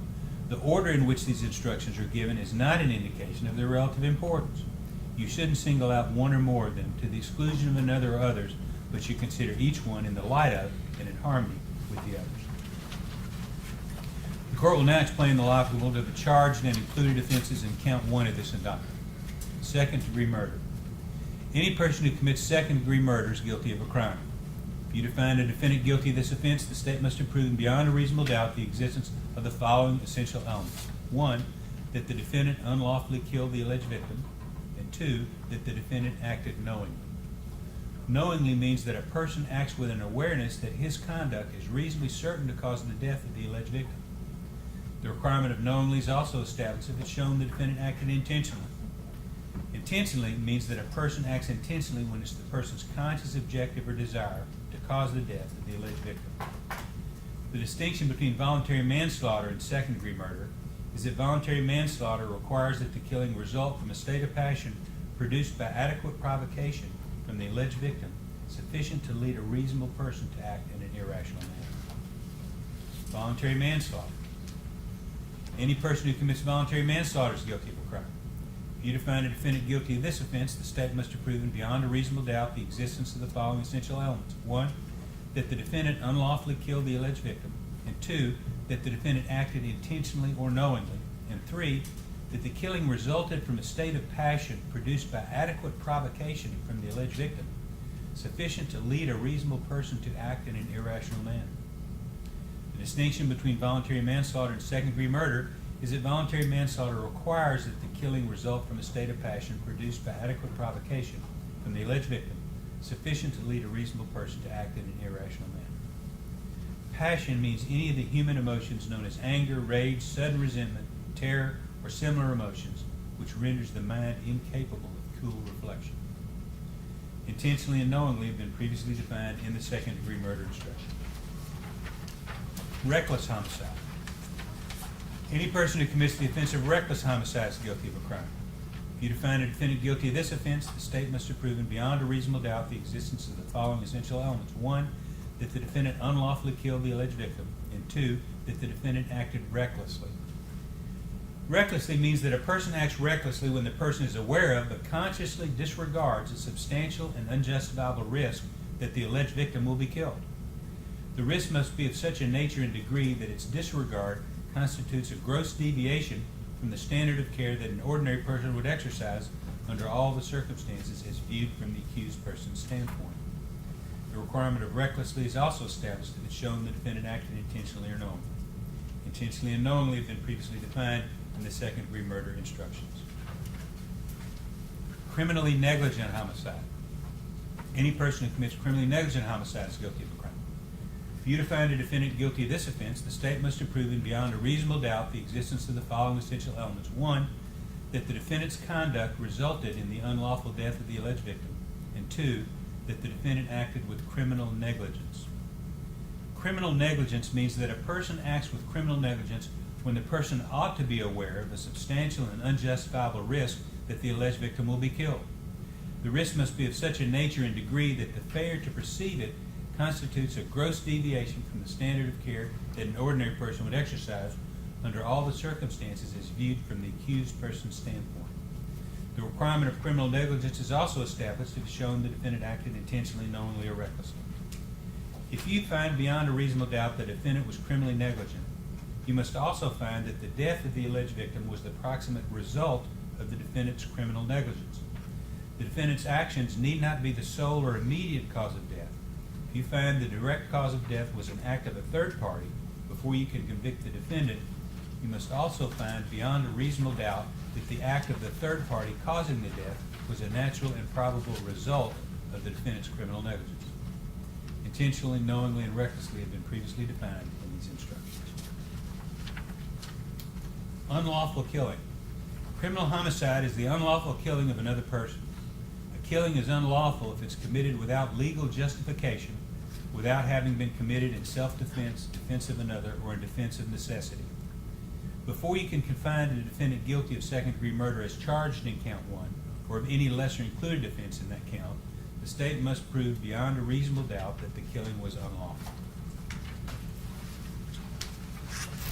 The court will now explain the law applicable to the charge in count 3 of this indictment, intentional or knowing aggravated assault resulting in death.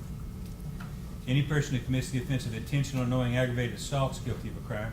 If you to find a defendant guilty of this offense, the state must have proven beyond a reasonable doubt the existence of the following essential elements. 1, that the defendant intentionally or knowingly caused bodily injury to Gershun Freeman.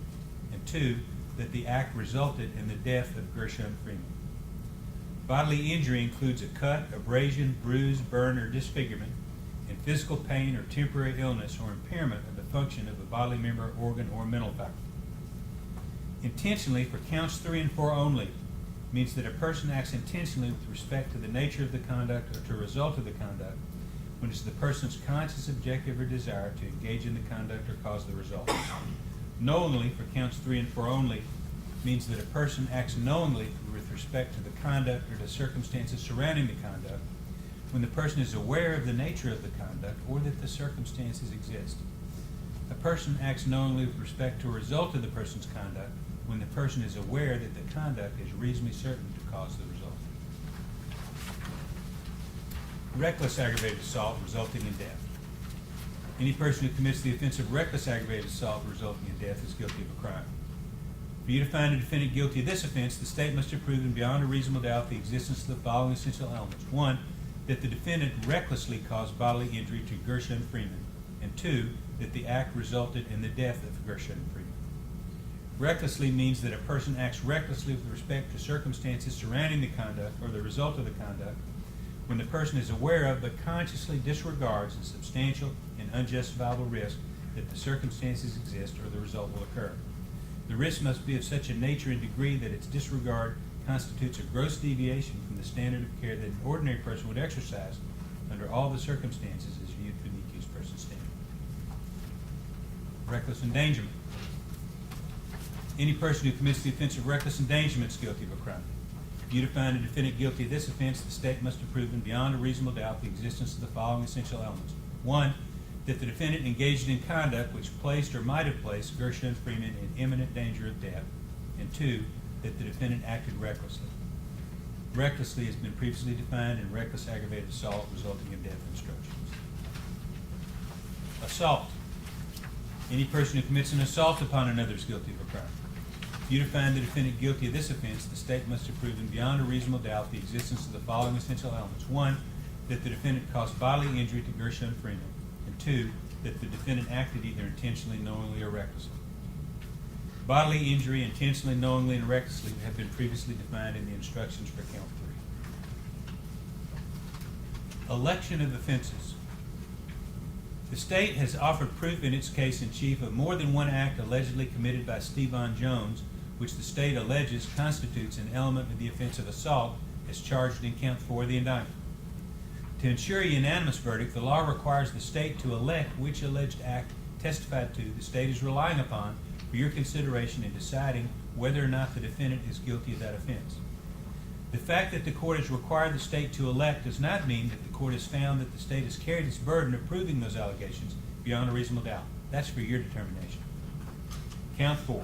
In count 4, the state has elected to submit for your consideration the alleged act of assault as shown by Stevan Jones's conduct on the 5th floor of the Shelby County Jail at the 5-minute and 35-second mark as reflected in Trial Exhibit 12. Members of the jury are to consider only this alleged act in deciding whether or not the defendant has been proven guilty beyond a reasonable doubt of the offense charged in count 4. The court will now explain the applicable to the charge in count 4 of this indictment, assault. Any person who commits an assault upon another is guilty of a crime. For you to find the defendant guilty of this offense, the state must have proven beyond a reasonable doubt the existence of the following essential elements. 1, that the defendant caused bodily injury to Gershun Freeman. And 2, that the defendant acted either intentionally, knowingly, or recklessly. Bodily injury, intentionally, knowingly, and recklessly have been previously defined in the instructions for count 3. Criminal responsibility for conduct of another. A defendant is criminally responsible as a party to an offense if the offense was committed by the defendant's own conduct, by the conduct of another, for which the defendant is criminally responsible, or by both. Each party to the offense may be charged with the commission of the offense. A defendant is criminally responsible for an offense committed by the conduct of another if, acting with intent to promote or assist the commission of the offense, or to benefit in the proceeds or results of the offense, the defendant solicits, directs, aids, or attempts to aid another person to commit the offense. Intent means that a person acts intentionally with respect to the nature of the conduct or to a result of the conduct when it's the person's conscious objective or desire to engage in the conduct or cause the result. A defendant who is criminally responsible for an offense may be found guilty not only of that offense, but also for any other offense or offenses committed by another, if you find beyond a reasonable doubt that the other offense or offenses committed were natural and probable consequences of the original offense for which the defendant is found criminally responsible, and that the elements of the other offense or offenses that accompanied the original offense have been proven beyond a reasonable doubt. In deciding the criminal responsibility of the defendant, the jury may also take into consideration any evidence offered that the defendant attempted to thwart or withdraw from any of the offenses that followed from the original offense. To find a defendant criminally responsible for the acts of another, it's not necessary that you find the defendant was present or that the defendant took a physical part in the crime. Encouragement of the principal offender is sufficient. However, mere presence during the commission of the offense is not sufficient to support a conviction. Before you find the defendant guilty of being criminally responsible for said offense committed by the conduct of another, you must find that all the essential elements of said offense have been proven by the state beyond a reasonable doubt. Criminal responsibility is not a separate criminal charge of the indicted charge or any lesser included offenses, but it's an alternate theory of criminal liability by which the state may prove the defendant's guilt based upon the conduct of another person. Consequently, there's no separate verdict form for criminal responsibility. You will use the verdict form for the offense for which you find the defendant criminally responsible, should the defendant be found guilty of any offense under this theory. Facilitation. Any person who commits the offense of facilitation is guilty of the crime. For you to find a defendant guilty of this offense, the state must have proven beyond a reasonable doubt the existence of the following essential elements. 1, that the defendant knew that another person intended to commit a specific offense, but did not have the intent to promote or assist the commission of the offense or to benefit in the proceeds or results of the offense. And 2, that the defendant furnished substantial assistance to that person in the commission of the offense. And 3, that the defendant furnished such assistance knowingly. Knowingly means that a person acts knowingly with respect to the conduct or circumstances surrounding the conduct when the person is aware of the nature of the conduct or that the circumstances exist. A person acts knowingly with respect to a result of the person's conduct when the person is aware that the conduct is reasonably certain to cause the result. The requirement of knowingly is also established if it's shown the defendant acted intentionally. Intent means that a person acts intentionally with respect to the nature of the conduct or to a result of the conduct when it's the person's conscious objective or desire to engage in the conduct or cause the result. Defense, self-defense. Included in each defendant's plea of not guilty is his plea of self-defense. If a defendant was in a place where he had a right to be, he would have a right to use force against the deceased when and to the degree the defendant reasonably believed the force was immediately necessary to protect against the alleged victim's use or attempted use of unlawful force. The defendant would also have no duty to retreat before using force. If a defendant was in a place where he had a right to be, he would also have a right to use force intended or likely to cause death or serious bodily injury if the defendant had a reasonable belief that there was an imminent danger of death or serious bodily injury, the danger creating the belief of imminent death or serious bodily injury was real or honestly believed to be real at the time, and the belief of danger was founded upon reasonable grounds. The defendant would also have no duty to retreat before using force likely to cause death or serious bodily injury. In determining whether the defendant's use of force in defending himself was reasonable, you may consider not only his use of force, but also all the facts and circumstances surrounding and leading up to it. Factors to consider in deciding whether there are reasonable grounds for the defendant to fear death or serious bodily injury from the deceased include, but aren't limited to, any previous threats of the deceased made known to the defendant, the character of the deceased for violence when known to the defendant, the animosity of the deceased for the defendant as revealed to the defendant by previous acts and words of the deceased, and the manner in which the parties were armed and their relative strengths and sizes. Force means compulsion by the use of physical power or violence. Violence means evidence of physical force unlawfully exercised so as to damage, injure, or abuse. Serious bodily injury means bodily injury that involves a substantial risk of death, protracted unconsciousness, extreme physical pain, protracted or obvious disfigurement, or protracted loss or substantial impairment of a function of a bodily member, organ, or mental faculty. It should be, it says facility, believe it, it should be faculty, I'm sorry. F-A-C-U-L-T-Y.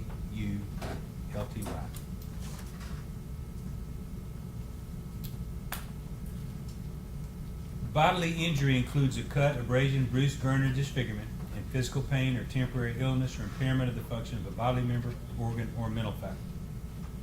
The burden is on the state to prove beyond a reasonable doubt that the defendant did not act in self-defense.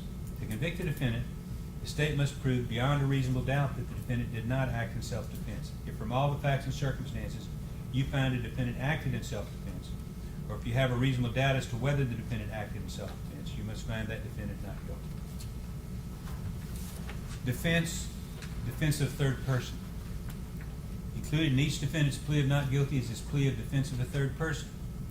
A person is justified in threatening or using force against another to protect a third person if, 1, under the circumstances as the person reasonably believes them to be, the person would be justified under the principles which apply to self-defense in threatening or using force to protect against the use or attempted use of unlawful force reasonably believed to be threatening the third person sought to be protected. And 2, the person reasonably believes that the intervention is immediately necessary to protect the third person. The burden is on the state to prove beyond a reasonable doubt that the defendant did not act in defense of the third person. If from all the facts and circumstances you find a defendant acted in defense of a third person, or if you have a reasonable doubt as to whether the defendant acted in defense of a third person, you must find that defendant not guilty. Defense necessity. Included in the defendant's plea of not guilty is his plea of necessity as a defense. It's a defense to the offenses charged and included that 1, the defendant reasonably believed the conduct was immediately necessary to avoid imminent harm, and 2, the desirability and urgency of avoiding the harm clearly outweighed, according to ordinary standards of reasonableness, the harm sought to be prevented by the law prescribing the conduct. Imminent means near at hand, on the point of happening. Ordinary standards of reasonableness means the care an ordinary, reasonable, prudent person would have taken under same or similar circumstances. If evidence is introduced supporting the defense of necessity, the burden is on the state to prove beyond a reasonable doubt the defendant did not act out of necessity.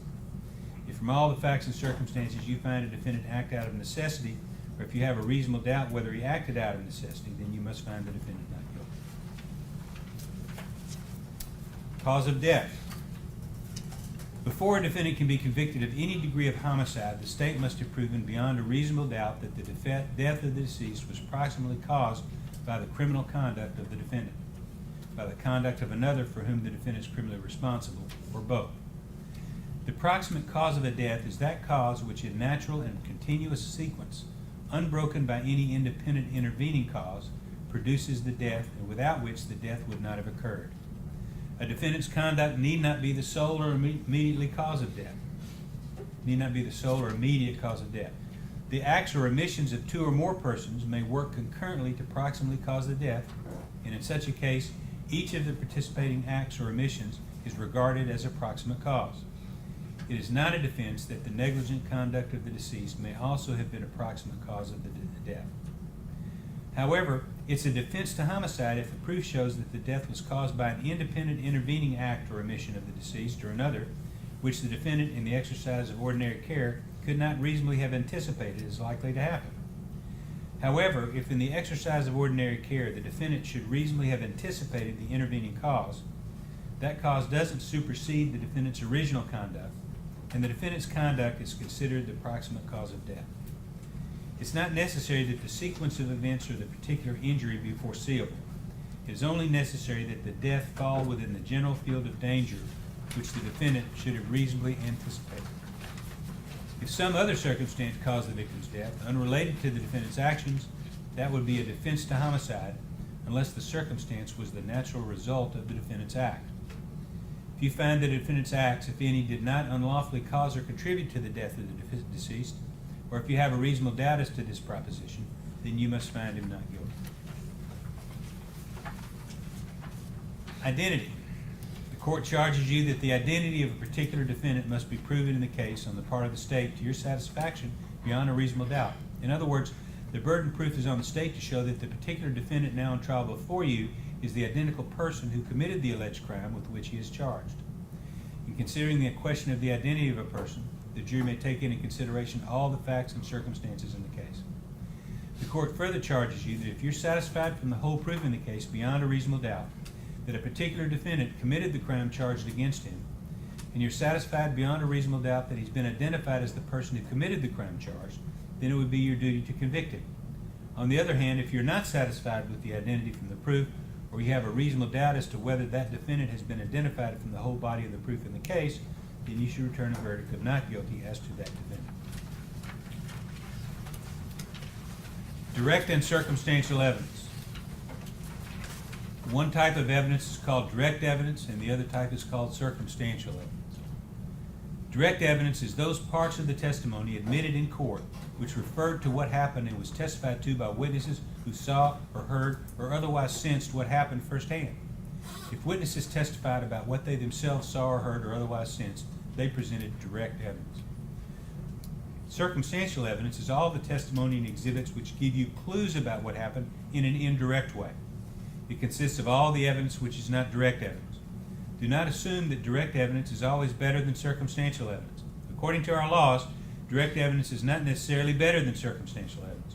Either type of evidence can prove a fact if it's convincing enough. A defendant may be convicted on direct evidence, circumstantial evidence, or both. It's your duty to decide how much weight to give the direct and circumstantial evidence. The law makes no distinction between the weight that you should give to either one or say that one is any better evidence than the other. You should consider all the evidence, both direct and circumstantial, and give it whatever weight you believe it deserves. Presumption of innocence. You enter upon this investigation with the presumption that each defendant is not guilty of any crime, and this presumption stands as a witness for him unless it's rebutted and overturned by competent and credible proof. It's therefore incumbent upon the state, before you can convict a particular defendant, to establish to your satisfaction, beyond a reasonable doubt, that the crimes charged in this indictment have been committed. The same were committed within the county of Shelby and state of Tennessee before the finding of this indictment. That should be an S on the end of it. And that the defendant committed the crimes in such manner that would make him guilty under the law here defined and explained to you. Burden of proof. The state has the burden of proving the guilt of each defendant beyond a reasonable doubt, and this burden never shifts but remains on the state throughout the trial of the case. The defendant is not required to prove his innocence. Reasonable doubt. Reasonable doubt is that doubt created by an investigation of all the proof in the case and an inability after such investigation to let the mind rest easily on the certainty of guilt. Absolute certainty of guilt is not demanded by the law to convict of any criminal charge, but moral certainty is required, and this certainty is required as to every element of proof needed to constitute the offense. Impeaching a witness. A witness may be impeached by proving that the witness has made some material statements out of court which are at variance with the witness's evidence on the witness stand. However, proof of such prior inconsistent statements may be considered by you only for the purpose of testing the witness's credibility and not as substantive evidence of the truth of the matter asserted in such statements, unless the trial judge has made that statement an exhibit.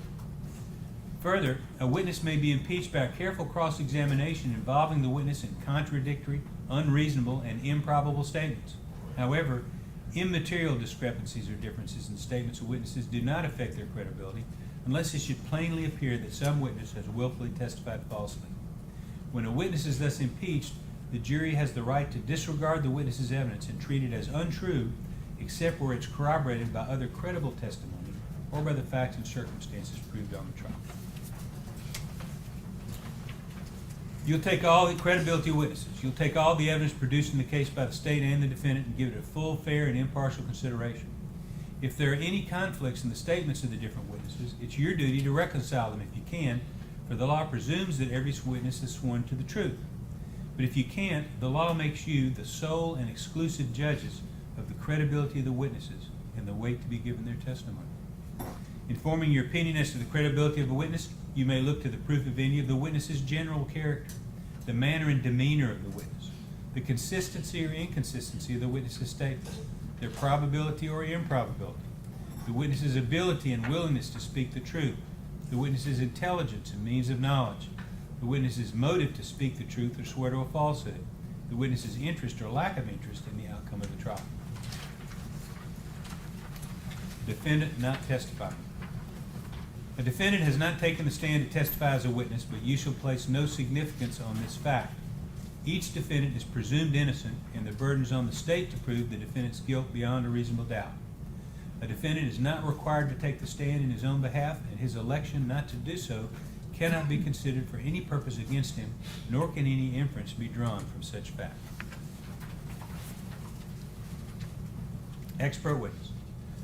During the trial, you heard the expert testimony of Dr. Marco Ross, Dr. Fing Lee, and Dr. William Oliver, who have been described to us as experts in forensic pathology. You also heard the expert testimony of Paul Miller and Derek Pleasance, who have been described to us as experts in use of force. You also heard the expert testimony of Dr. Megan Avery, who has been described to us as an expert in forensic psychology. The rules of evidence provide that if scientific, technical, or other specialized knowledge might assist the jury in understanding the evidence or in determining a fact and issue, a witness qualified as an expert by reason of special knowledge, skill, or experience may testify and state his or her opinions concerning such matters and give reasons for his or her testimony. Merely because an expert witness has expressed an opinion doesn't mean, however, that you're bound to accept this opinion. The same as with any other witness. It's up to you to decide whether you believe this testimony and choose to rely upon it. Part of that decision will depend on your judgment about whether the witness's background or training and experience is sufficient for the witness to give the expert opinion that you heard. You must also decide whether the witness's opinions are based on sound reasons, judgment, and information. You are to give the testimony of an expert witness such weight and value as you think it deserves, along with all the other evidence in the case. Jury notes. Members of the jury, the court charges you, if any of you have been taking notes in this case, that these notes are for your individual use only, and you should not use your notes directly or indirectly, explicitly or implicitly, to persuade other jurors as to the accuracy of your notes. They should not be shown to others, nor compared, nor referred to in any way as authority, but should be used privately only by you as an aid to your individual memory. Unanimous verdict. Each verdict must represent the considered judgment of each juror. In order to return a verdict, it's necessary that each juror agree thereto. Your verdict must be unanimous. It's your duty as jurors to consult with one another and to deliberate with a view to reaching an agreement if you can do so without violence to individual judgment.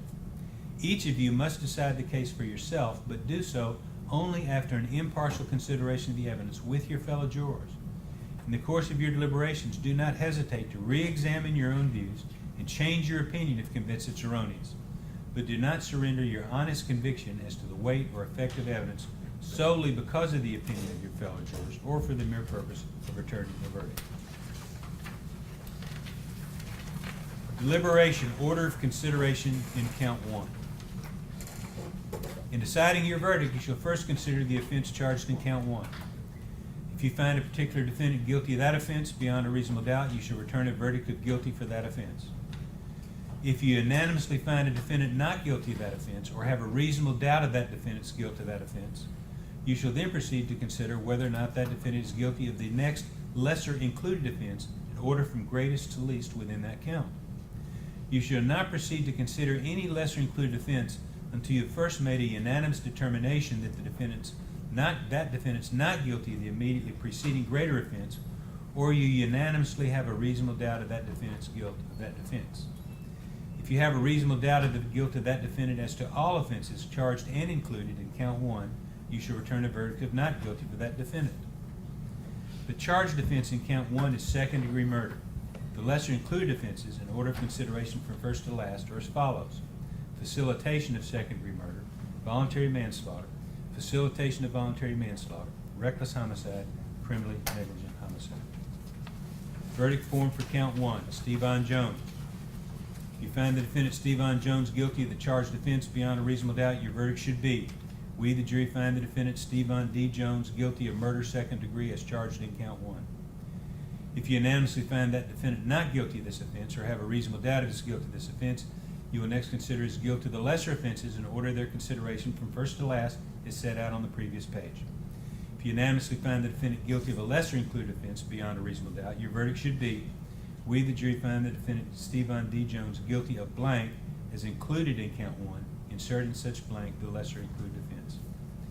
If you have a reasonable doubt of the defendant's guilty of the offenses charged and included in count 1, it's your duty to acquit him, and your verdict should be, we, the jury, find the defendant Stevon D. Jones not guilty of count 1. You will write your verdict as to Stephen, should be Stevon, instead of Stephen. S-T-E-V-O-N. Sorry about the typos. We did this in a hurry to get y'all back in here. You will write your verdict as to Stevon D. Jones on the outside of the jacket and sign over your names to the verdict as foreperson. You will next consider your verdict as to Courtney J. Parham. Verdict form for count 1, Courtney J. Parham. If you find the defendant Courtney J. Parham guilty of the charged offense beyond a reasonable doubt, your verdict should be, we, the jury, find the defendant Courtney J. Parham guilty of murder second degree as charged in count 1. If you unanimously find that defendant not guilty of this offense or have a reasonable doubt of his guilt of this offense, you'll next consider his guilt of the lesser offenses and order their consideration from first to last as set out on the previous page. If you unanimously find the defendant guilty of a lesser included offense beyond a reasonable doubt, your verdict should be, we, the jury, find the defendant Courtney J. Parham guilty of blank as included in count 1, insert in such blank the lesser included offense. If you have a reasonable doubt of the defendant's guilty of the offenses charged and included in count 1, it's your duty to acquit him, and your verdict should be, we, the jury, find the defendant Courtney J. Parham not guilty of count 1. You'll write your verdict as to Courtney J. Parham on the outside of the jacket and sign over your names to the verdict as foreperson. You will next consider your verdict as to count 3. Deliberation order of consideration in count 3. In deciding your verdict in count 3, you will use the same rules in order of deliberation as you did in deciding the last count. The charged offense in count 3 is intentional or knowing aggravated assault resulting in death. The lesser included offenses, in order of their consideration first to last, are as follows: reckless aggravated assault resulting in death, reckless endangerment, assault. Verdict form for count 3, Stevon D. Jones. If you find the defendant Stevon D. Jones guilty of the charged offense beyond a reasonable doubt, your verdict should be, we, the jury, find the defendant Stevon D. Jones guilty of intentional or knowing aggravated assault resulting in death as charged in count 3. If you unanimously find that defendant not guilty of this offense or have a reasonable doubt of his guilt of this offense, you will next consider his guilt of the lesser offenses and order their consideration from first to last as set out on the previous page. If you unanimously find the defendant guilty of a lesser included offense beyond a reasonable doubt, your verdict should be, we, the jury, find the defendant Stevon D. Jones guilty of blank as included in count 3, insert in such blank the lesser included offense. If you have a reasonable doubt of the defendant's guilt of the offenses charged and included in count 3, it's your duty to acquit him, and your verdict should be, we, the jury, find the defendant Stevon D. Jones, here again, Stevon with an O, not guilty of count 3. You would write your verdict as to Stevon D. Jones on the outside of the jacket, sign over your names to the verdict as foreperson. You will next consider your verdict as to Courtney J. Parham. Verdict form for count 3, Courtney J. Parham. If you find the defendant Courtney J. Parham guilty of the charged offense beyond a reasonable doubt, your verdict should be, we, the jury, find the defendant Courtney J. Parham guilty of intentional or knowing aggravated assault resulting in death as charged in count 3. If you unanimously find that defendant not guilty of this offense or have a reasonable doubt of his guilt of this offense, you will next consider his guilt of the lesser offenses and order their consideration from first to last as set out on the previous page. If you unanimously find a defendant guilty of a lesser included offense beyond a reasonable doubt, your verdict should be, we, the jury, find the defendant Courtney J. Parham guilty of blank as included in count 3, insert in such blank the lesser included offense. If you have a reasonable doubt of the defendant's guilty of the offenses charged and included in count 3, it's your duty to acquit him, and your verdict should be, we, the jury, find the defendant Courtney J. Parham not guilty of count 3. You will write your verdict as to Courtney J. Parham on the outside of the jacket and sign over your names to the verdict as foreperson. You will next consider your verdict as to count 4.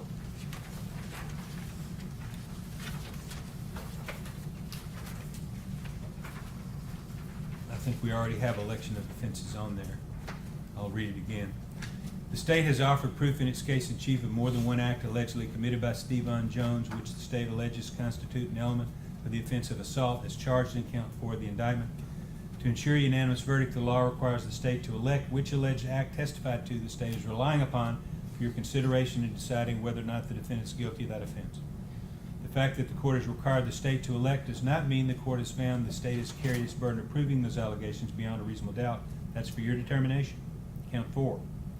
In count 4, the state has elected to submit for your consideration the alleged act of assault as shown by Stevan Jones's conduct on the 5th floor of the Shelby County Jail at the 5-minute and 35-second mark as reflected in Trial Exhibit 12. Members of the jury, you're to consider only this alleged act in deciding whether or not the defendant has been proven guilty beyond a reasonable doubt of the offense charged in count 4. Verdict form for count 4, Stevan D. Jones. If you find the defendant Stevan D. Jones guilty of the charged offense beyond a reasonable doubt, your verdict should be, we the jury find the defendant Stevan D. Jones guilty of assault as charged in count 4. If you unanimously find him not guilty of this offense or have a reasonable doubt of his guilt of this offense, it's your duty to acquit him, and your verdict should be, we the jury find the defendant Stevan D. Jones not guilty of count 4.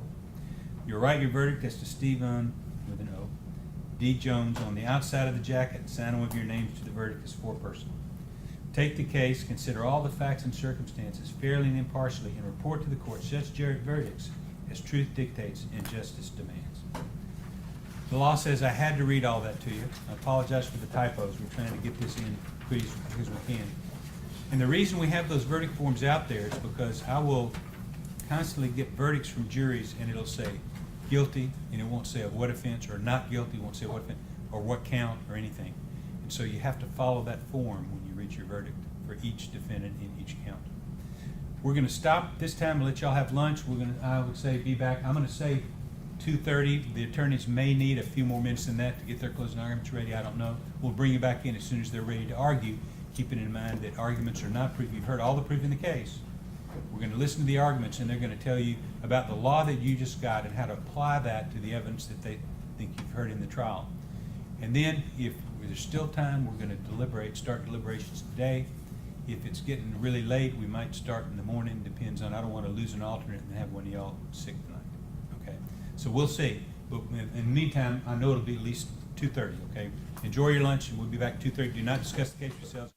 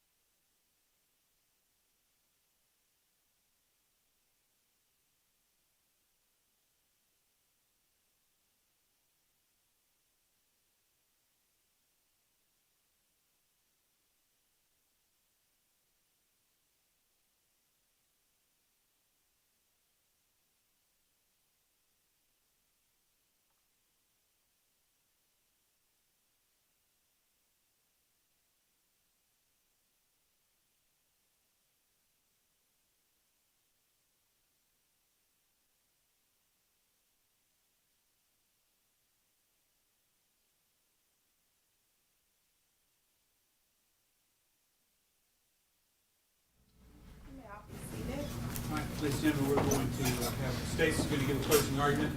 If they wish, then if they do, then Mr. Jones gets to give a closing argument, or Mr. Parham gets to give a closing argument.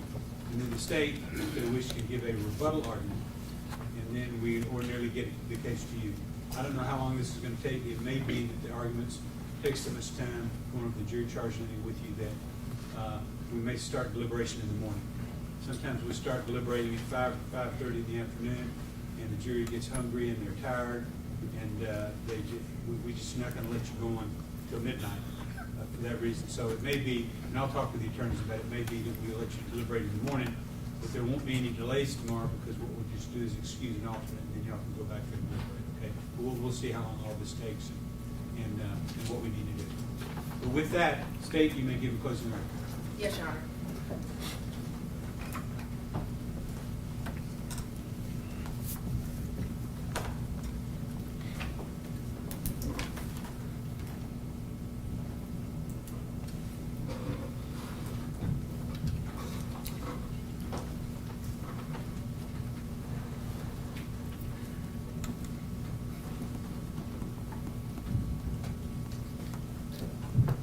Good afternoon, ladies and gentlemen of the jury.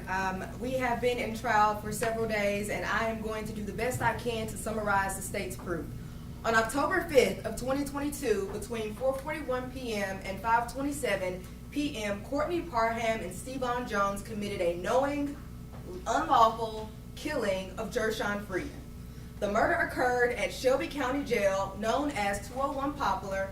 At that time, Mr. Freeman was being housed at the jail in the suicide pod located on the 4th floor. The pod was also known as the 4J pod, and Mr. Freeman was found by the Memphis Fire Department naked, covered in pepper spray from head to toe, and undergoing CPR by the nurse staff from the 201 Poplar jail, and Mr. Freeman was pronounced deceased at 5:27 p.m. by the Memphis Fire Department. At the beginning of this trial, Nashville District Attorney Glenn Funk gave an opening statement where he told you some of the responsibilities of the Shelby County Sheriff's Office, so let's start there. Who are we? The Shelby County Sheriff's Office in Tennessee is a full-service law enforcement agency and the pretrial custodial keeper of those who are charged with crimes.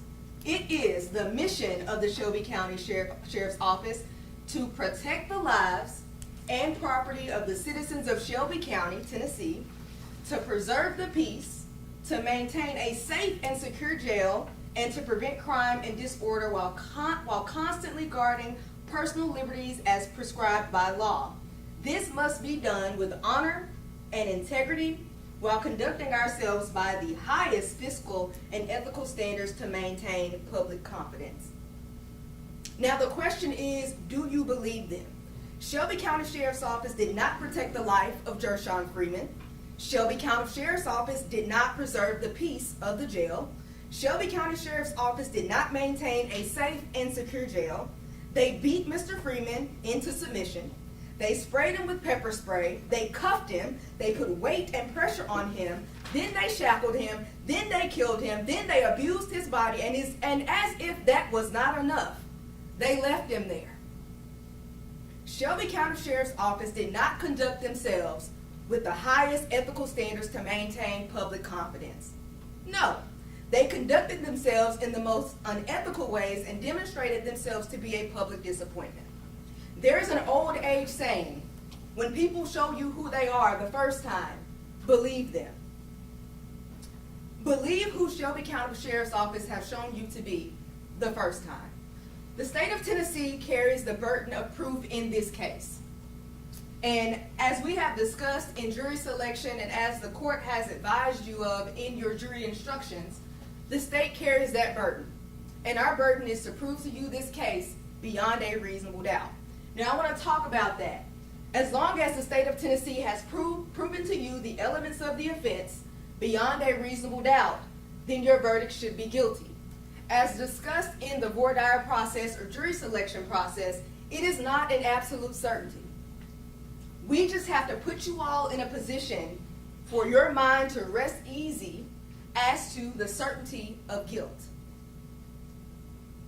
Now I want to go on and talk about some of the proof that you have heard in this case. I want to start by saying, who was Gershun Freeman? Mr. Freeman was a son. Mr. Freeman was a husband. Mr. Freeman was a father. Mr. Freeman was a high school graduate of Melrose High School here in Memphis, Tennessee. Mr. Freeman, most importantly, as testified by his mother, Ms. Kimberly Freeman, she said he was her heart. Now let me tell you who Mr. Freeman was not.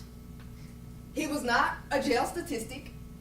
He was not a threat to anyone at the Shelby County Sheriff's Office. He was not an animal. He was not a rodent. He was not an insect. He was not someone to be so easily discarded. He was a human being. And he should have been treated as such.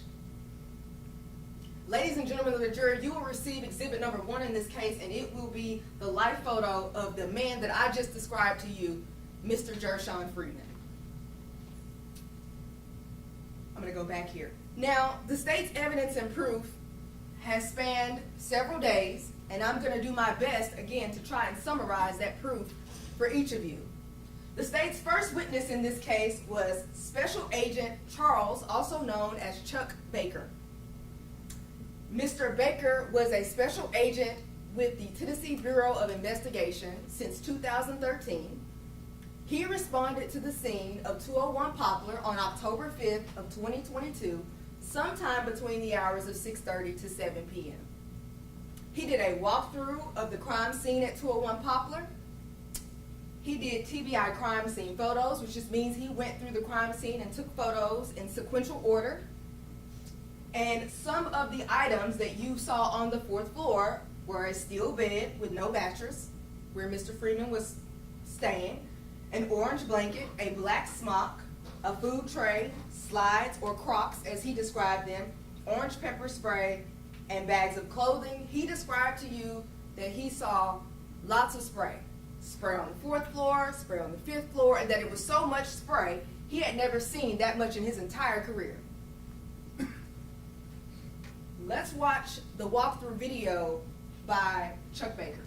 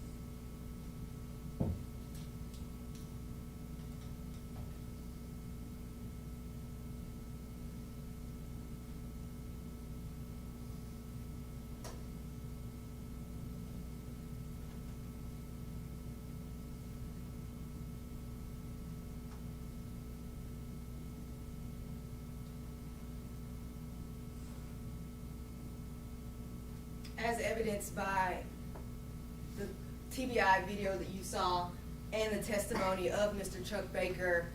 The spray that was used on Mr. Freeman is called a DPS spray, and here's a photograph of it. Mr. Baker testified that some of the items you see on the 5th floor included the cast off of the OC spray, and that would just be Mr. Freeman's partial body print on the wall. You saw an IV line in the left arm with an IV bag, gloves, a bag valve, AED pad, cervical collar, and other things of that nature. You saw blood, you saw OC stains, and he documented his findings by photographs, and he also documented his findings by video. He testified that he collected 2 cans of the OC spray, and that the OC spray is thick like a Crisco type grease. He also testified that he collected video footage from the Shelby County Sheriff's Office, and as referenced here, his exhibits will be exhibits 2 through 7. He also took more photographs of the scene and took pictures of Mr. Freeman himself and what he looked like when he arrived. He took pictures of the injuries to Mr. Freeman. And then you also heard from Chief Inspector of Jail Security, Mr. Michael Green. He's employed with the Shelby County Sheriff's Office since October of 1997. He received several trainings in use of force, chemical agent, and restraints. He testified that recertification training annually happens for use of force, for chemical agent, and de-escalation. He also testified that he has crisis intervention training, and that is a course designed for officers to try not to use force on any inmates. He also testified that he had suicide prevention training as recent as 2022, and he read to you the Shelby County Sheriff's mission statement that I read to you at the beginning of my argument, and that is exhibit number 10. Chief Inspector Michael Green also testified that Shelby County Jail is a 2,600 bed facility that holds up to 2,600 inmates. He testified that the jail is 7 floors. The 4th floor has 17 housing units at different security levels. The 5th floor has 3 pods in a dormitory style. Each pod has 23 cells with 2 inmates. He testified specifically that the 4J pod is the suicide pod with 5 cells, and each inmate is housed alone in the cell with a camera for suicide watch. He testified that you can see through the cell doors. He also testified if an inmate is acting unruly, an officer can contact mental health to come and see that inmate. He testified that the cell doors of the 4J pod have what he classified as a cutout, also known as a pie flap or a security flap. He also testified that the flap is used when inmates are having issues. He testified that the purposes of the flap is to allow safe interactions with inmates without opening the cell door. Chief Inspector Michael Green also further testified that the Shelby County Jail uses radios and PA systems to communicate in the jail. He testified that the staff uses codes. Code blue equals an inmate on inmate altercation or an inmate on officer altercation. He testified that a code white equals a medical emergency. He also testified that nurses are always present at the jail, and a nurse is assigned to each floor of the jail. Chief Inspector Michael Green testified that the use of force policy is important for safety. He testified the reason why it's important for safety is because we don't want to hurt an inmate in the facility. He testified that every employee of the Shelby County Sheriff's Office must receive a copy and acknowledge its receipt. He testified that every employee must be trained at the academy on the use of force policy. He testified that recertification training happens annually for use of force, chemical agent, and de-escalation. He testified that each employee is instructed that the use of force policy supersedes any contradictory information received at non-departmental trainings. The state introduced the use of force policy through Chief Inspector Green, and that is exhibit number 11 as referenced. Here is the policy. It is the policy of the Shelby County Sheriff's Office to provide guidance and direction in the use of force and security equipment by Shelby County Jail. Employees in the lawful performance of their duties. The purpose of this policy is to establish guidelines meant to minimize the risk to the general public associated with the escape of an offender, and to minimize the likelihood of injury to staff members of the public and offenders. The Shelby County Sheriff's Office overriding policy is that the staff member survives an attack where the use of force may be necessary. He also testified, and here's just another portion reference of the policy: every employee must receive a paper copy of this policy and must acknowledge that they have received and read the policy. Every employee must receive training on the nature, meaning, and interpretation of the policy. New employees must be given a copy of the policy as well as trained, and he just referenced that in his testimony. Chief Inspector Michael Green also testified that once an inmate is no longer posing a threat and you use excessive force, it's considered corporal punishment. Officers are to stop the force after the objective is achieved. Once force is used, they have to document any use of the force in a logbook. They have to input a report to the OMS system, then submit a major incident package. And here, just for reference, in the use of force policy, exhibit number 11, here's the definition of corporal punishment based on what the Shelby County Sheriff's Office considers corporal punishment. It is the use of physical force for the purpose of punishment.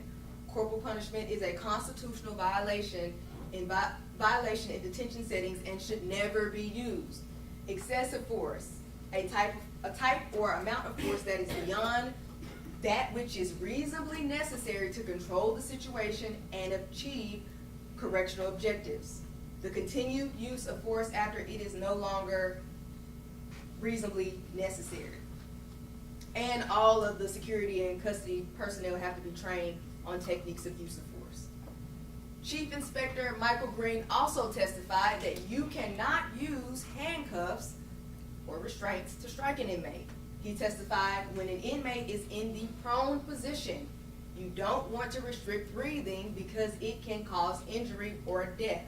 This is referenced in the 806.07 N section of their policy, and it's referenced again in the 806.10 G portion of their policy.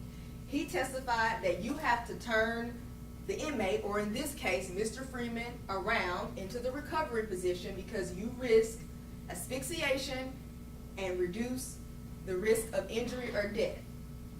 He also testified that as soon as an inmate is secured, you need to get the inmate to medical treatment as soon as possible.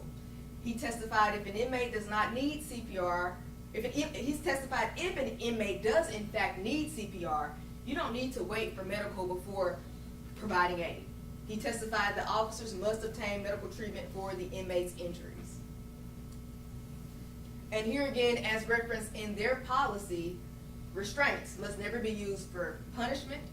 Restraints must never be intentionally applied in a manner that will cause unnecessary pain, applied continuously for an unreasonable length of time, or allowed to create a substantial risk of serious medical problems.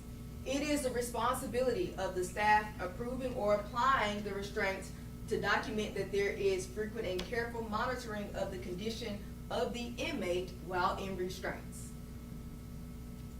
And again, as referenced in their policy, and I've already mentioned it, inmates may not be placed in the prone position while in restraints because of the possibility that they may be unable to breathe properly and asphyxiate.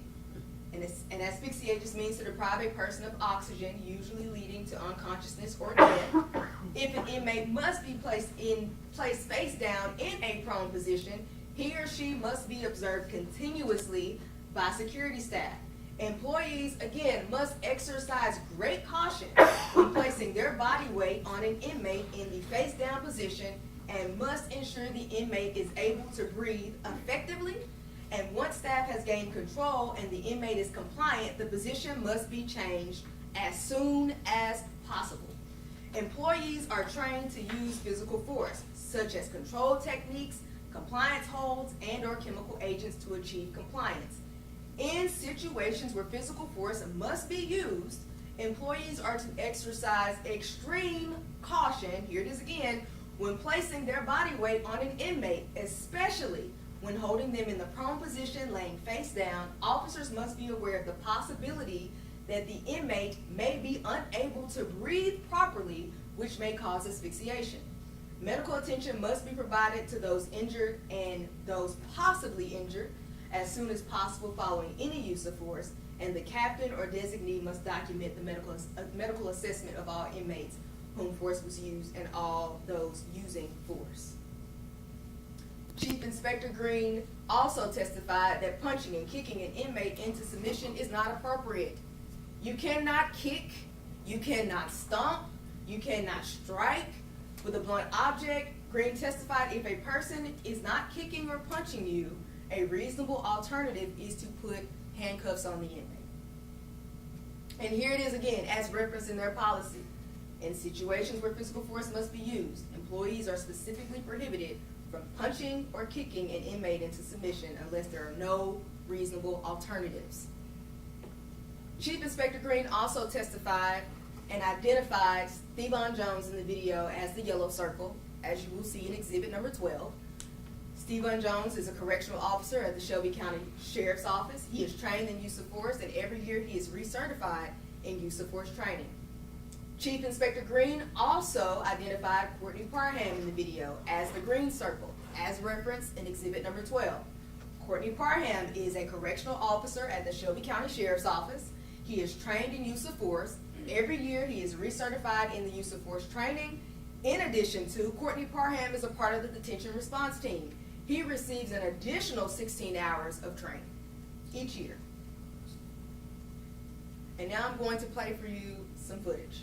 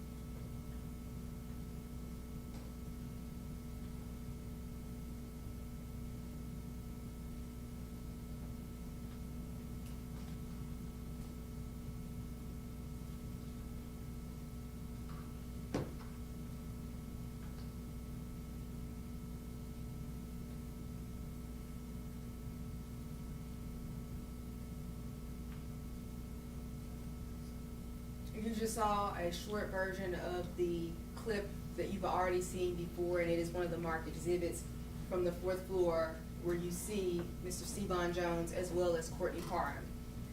Chief Inspector Green testified that when he saw Mr. Freeman come towards him on the 4th floor, he gave him a strike to the chest. He intended to get him down on the ground and handcuff Mr. Freeman, but he was sprayed with chemical agent. Mr. Green also testified that Mr. Freeman wasn't saying anything when he saw him. He testified that while Mr. Freeman was on the ground, no one should have been stomping, punching, kicking him because he was already on the ground. He testified that he didn't see Mr. Freeman strike anybody while he was on the ground. He also testified that he didn't see anyone try and cuff Mr. Freeman on the 4th floor. He didn't see Mr. Freeman spray anybody with a can of chemical agent. He also testified that he did not observe the incident on the 5th floor, but when he arrived, no deputies were giving Mr. Freeman CPR. Next, I want to talk about a witness that you heard from, and that is Dr. Marco Ross. He's an expert witness in this case. He's a retired chief medical examiner for the West Tennessee Forensic Center. He's an expert in the field of forensic pathology. Forensic pathology, as he testified, is the evaluation and study, and that's a typo of death that occurs. The autopsy is the evaluation of the body, both internal and external, to look for disease or injury. He testified that he's performed over 5,000 autopsies throughout his career. Dr. Ross testified that he received the body of Gershun Freeman on October 6th of 2022 at 10 a.m. He performed the autopsy and determined the pathological diagnosis, disease conditions, and traumatic injuries. He testified that Mr. Freeman had abrasions, lacerations, contusions, hemorrhages, all of which contributed to his death. He testified that there are 5 categories of death: natural, accidental, suicidal, homicidal, and undetermined. Dr. Ross testified that in this case, the cause of death was atherosclerotic cardiovascular disease due to subdual and physical altercation. He testified that the contributory cause of death in this case was probable psychotic disorder. He testified that the manner of death in this case was homicide. He took photographs of Mr. Freeman. He took x-rays and diagrammed the trauma to the body. Here is Dr. Ross's autopsy report, and it will be received or given to you all in exhibits 13 to 15, or in between exhibits 13 to 15 of the proof that you will receive as you deliberate.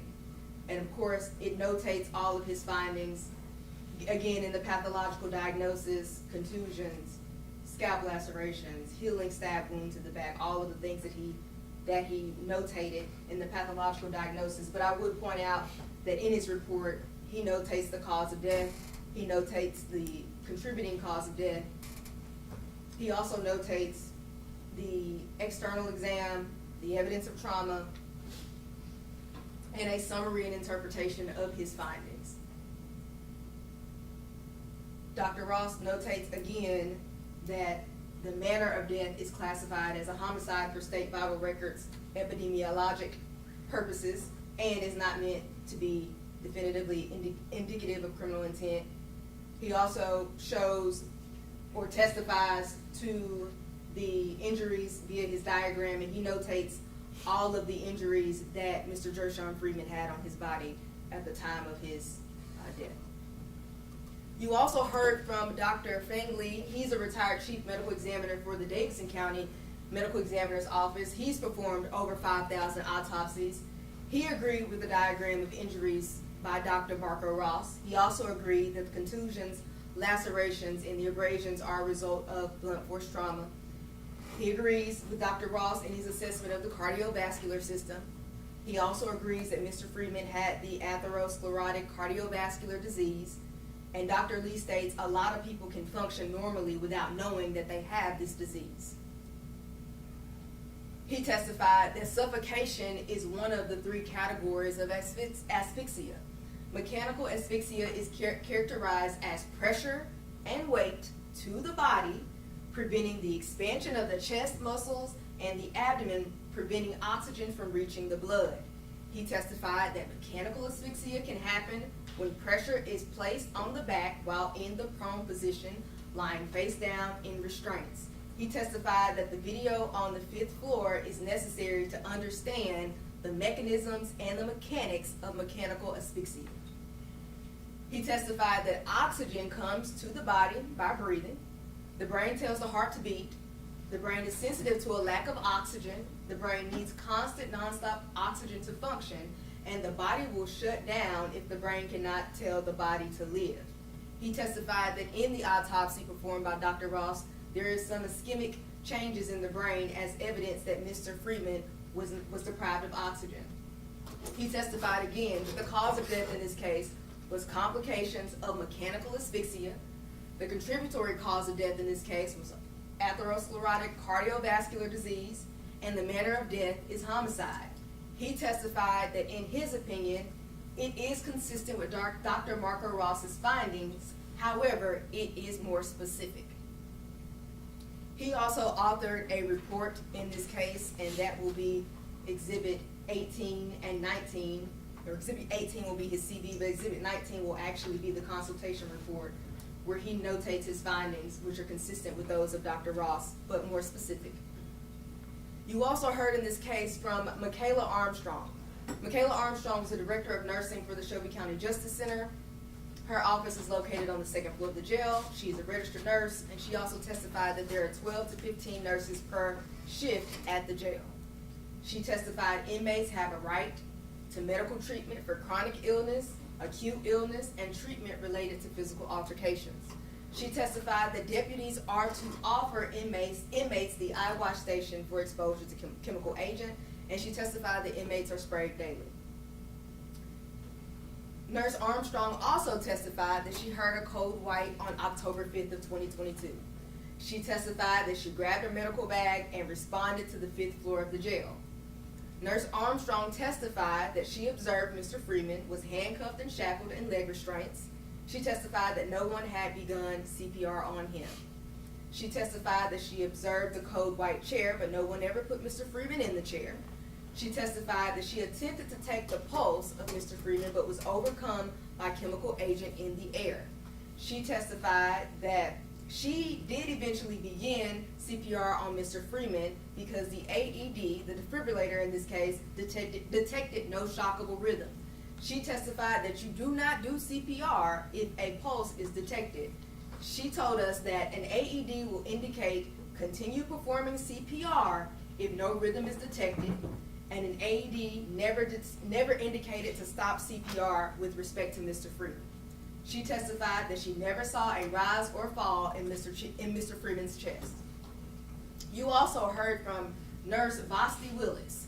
She is a registered nurse. She worked for WellPath on October 5th of 2022 at 201 Poplar.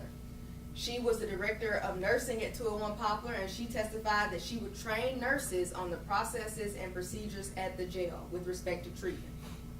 She also testified that nurses would see patients, chart sick calls, and treat illnesses. She testified that in the jail, a code white is considered a medical emergency. She responded to the 5th floor after hearing the code white.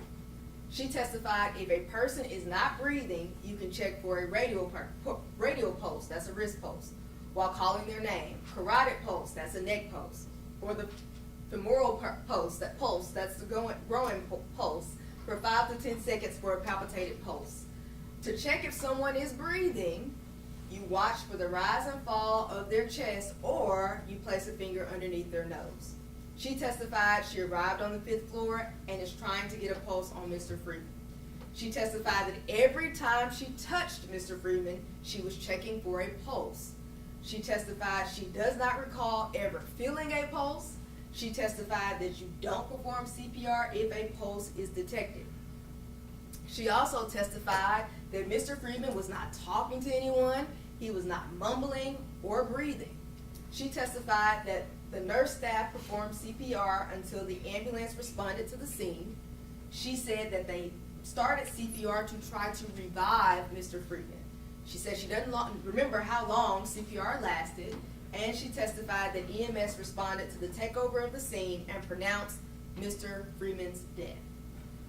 You also heard from the fire department, specifically William Muhammad. He is a lieutenant with the Memphis City Fire Department. He arrived on the scene with the Engine 5 fire truck and the Unit 30 paramedics.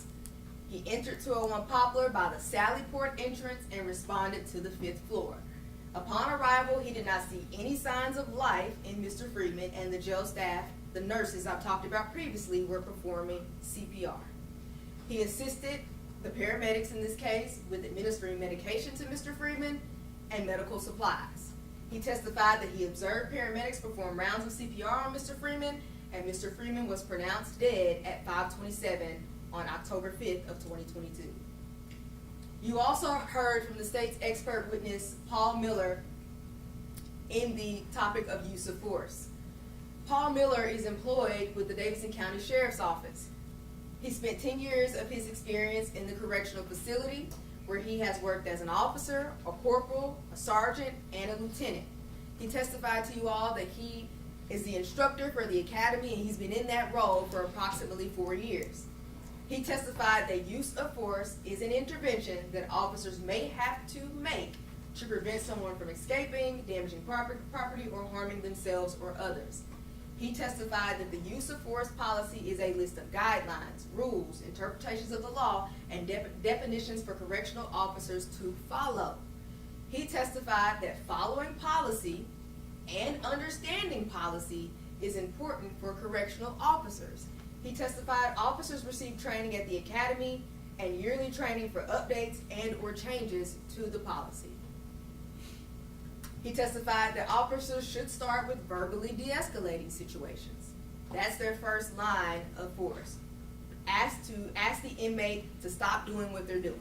He said then after that, before you begin using force, officers have the ability to gather a team, use medical or mental health to talk to the inmate if he presents a threat to himself or others.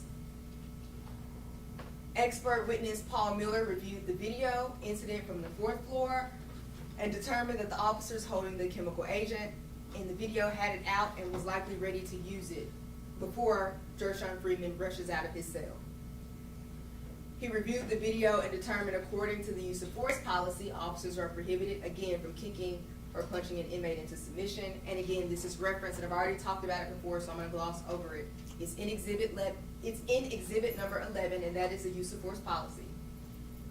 Expert witness Paul Miller also testified that officers are trained in the use of chemical agent, and if it's not working, then you have to try something else. He also testified everyone does not react to the spray, the pepper spray, or the OC spray the same. Some people have watery eyes. He said that, the spray will cause you to automatically shut your eyes. Your mucous membranes will become inflamed. He said the skin will be irritated and things of that nature. But he also testified that he had a colleague in the academy that was sprayed with the pepper spray and had absolutely no effect on her. So that is consistent with his testimony. He also said he never saw, in his review of the video, Mr. Freeman spray anyone with the pepper spray. He testified that there were several times when Mr. Freeman was on the ground and they could have used what he classified as an expert as clinch and control techniques to cuff him.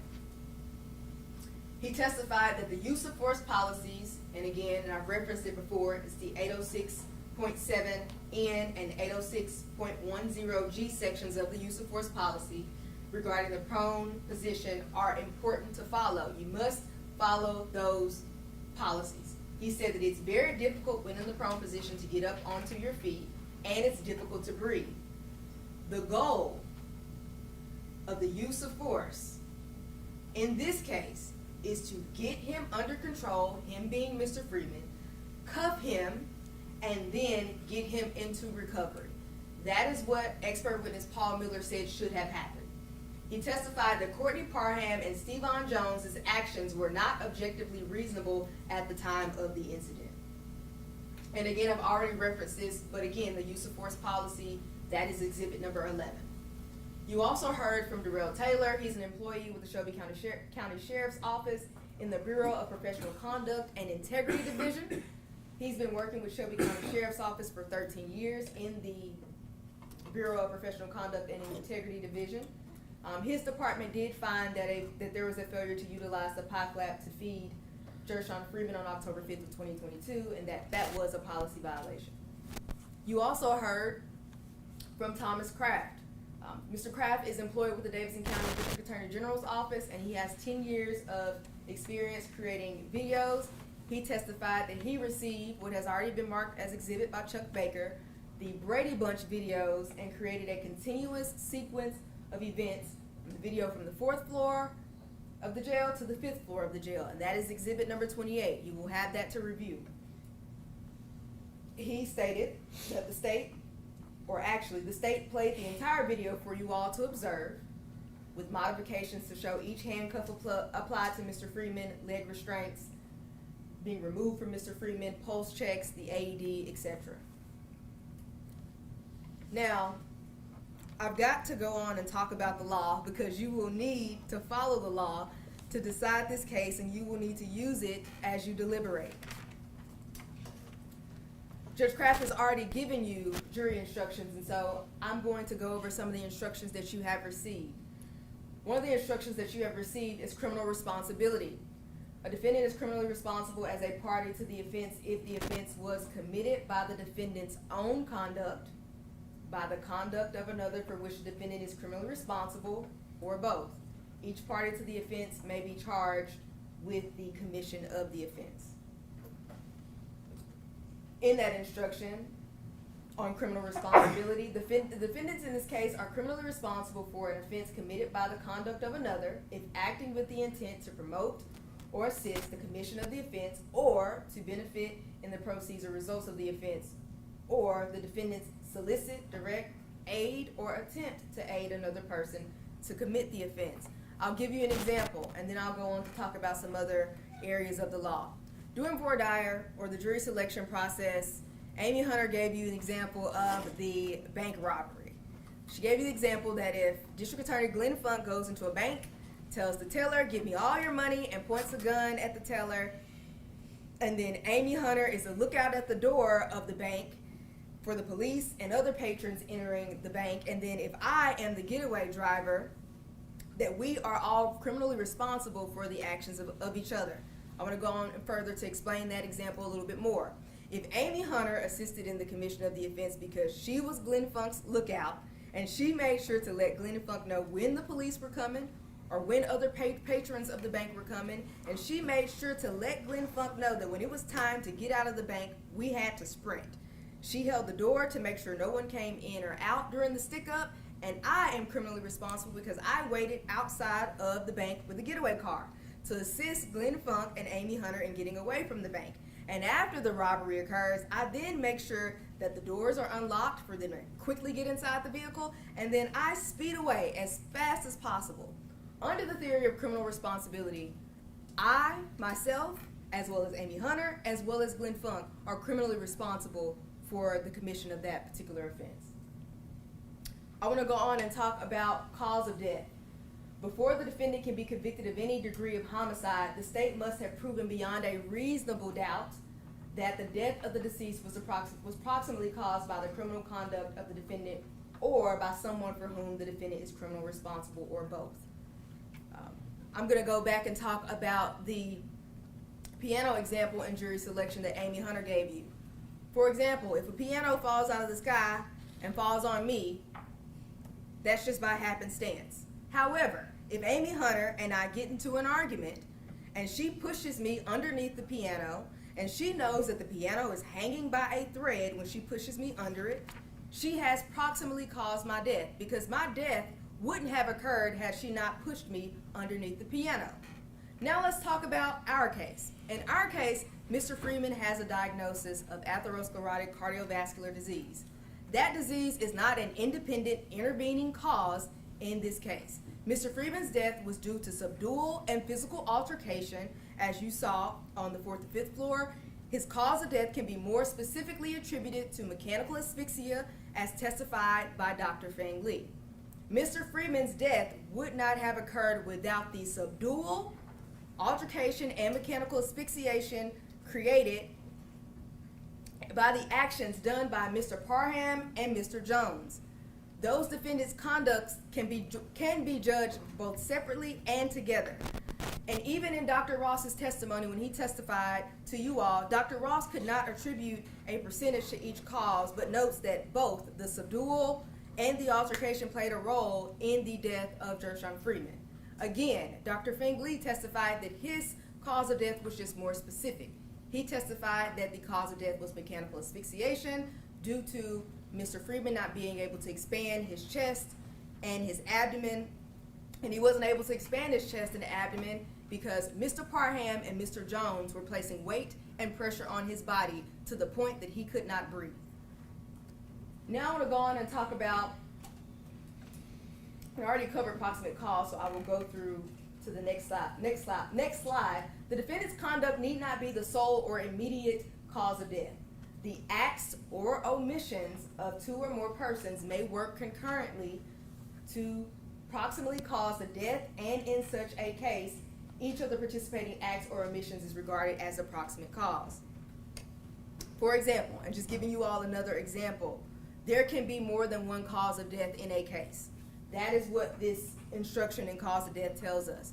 If I decide to cut Glenn Funk with a knife and he is a hemophiliac, meaning he has a rare genetic disorder that causes his blood not to clot, both the blood not clotting and me stabbing him, which would cause him to bleed out, are regarded as cause of death. In our case, both the conduct of Courtney Parham and Steven Jones caused the death of Gershun Freeman. Both acts and omissions caused the death of Gershun Freeman.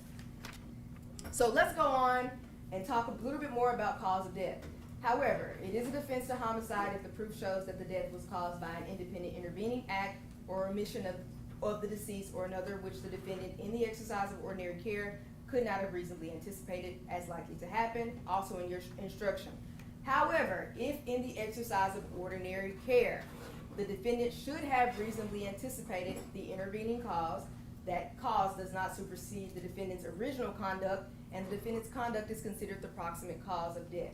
It is not necessary that the sequence of events or the particular injury be foreseeable. It is only necessary that the death fall within the general field of danger for which the defendant should have reasonably anticipated. I'm going to pause here and talk about some things that you're going to see in the video with respect to Courtney Parham. So let's start there. Courtney Parham puts his knee on Gershun Freeman's back after he is cuffed in the prone position. That's what he did. Mr. Freeman turns on his side to try to catch a breath, and Courtney Parham repositions his knee again on Mr. Freeman's back. He's done it twice now. He bears down with his weight on Mr. Freeman while he being Mr. Freeman, is in the prone position. Courtney Parham never allows Gershun Freeman an opportunity to breathe. Courtney Parham never places Gershun Freeman in the recovery position. Courtney Parham never checks for a pulse while he is on Gershun Freeman's back. Courtney Parham doesn't see if Mr. Freeman's chest is rising or falling. Courtney Parham doesn't give Gershun Freeman CPR. Courtney Parham kills Mr. Freeman, gets up, and walks away after being on his back in conjunction with Steven Jones for 5 minutes and 10 seconds. And you're going to hear from Mr. Jones's defense counsel. He's going to get up here and tell you, but what did Steven Jones do? Well, let's talk about Mr. Jones. Mr. Jones got Mr. Freeman under handcuffs. He put Mr. Freeman in leg restraints and knew to put Mr. Freeman in the recovery position, but he didn't. He just stands up and walks away. Even worse, he was on top of Mr. Freeman and knew that Mr. Freeman didn't have any muscle tone in his body. He knew that when Mr. Freeman's body went limp, he knew there was no resistance, no muscle tone, and when he put the leg restraints on Mr. Freeman, he knew when he dropped Mr. Freeman's leg that he was gone. He chose not to revive Mr. Freeman. He chose not to work with Courtney Parham to revive Mr. Freeman. He chose not to even get Courtney Parham, his partner, off of Mr. Freeman when he knew that Mr. Freeman was no longer alive. He just walked away. And if you look at his demeanor and his body language afterwards, that tells you even further that he knew what he had done. And so I know that we played this video multiple times, but I cannot go without showing you again what exactly Mr. Parham and Mr. Jones did to Mr. Freeman.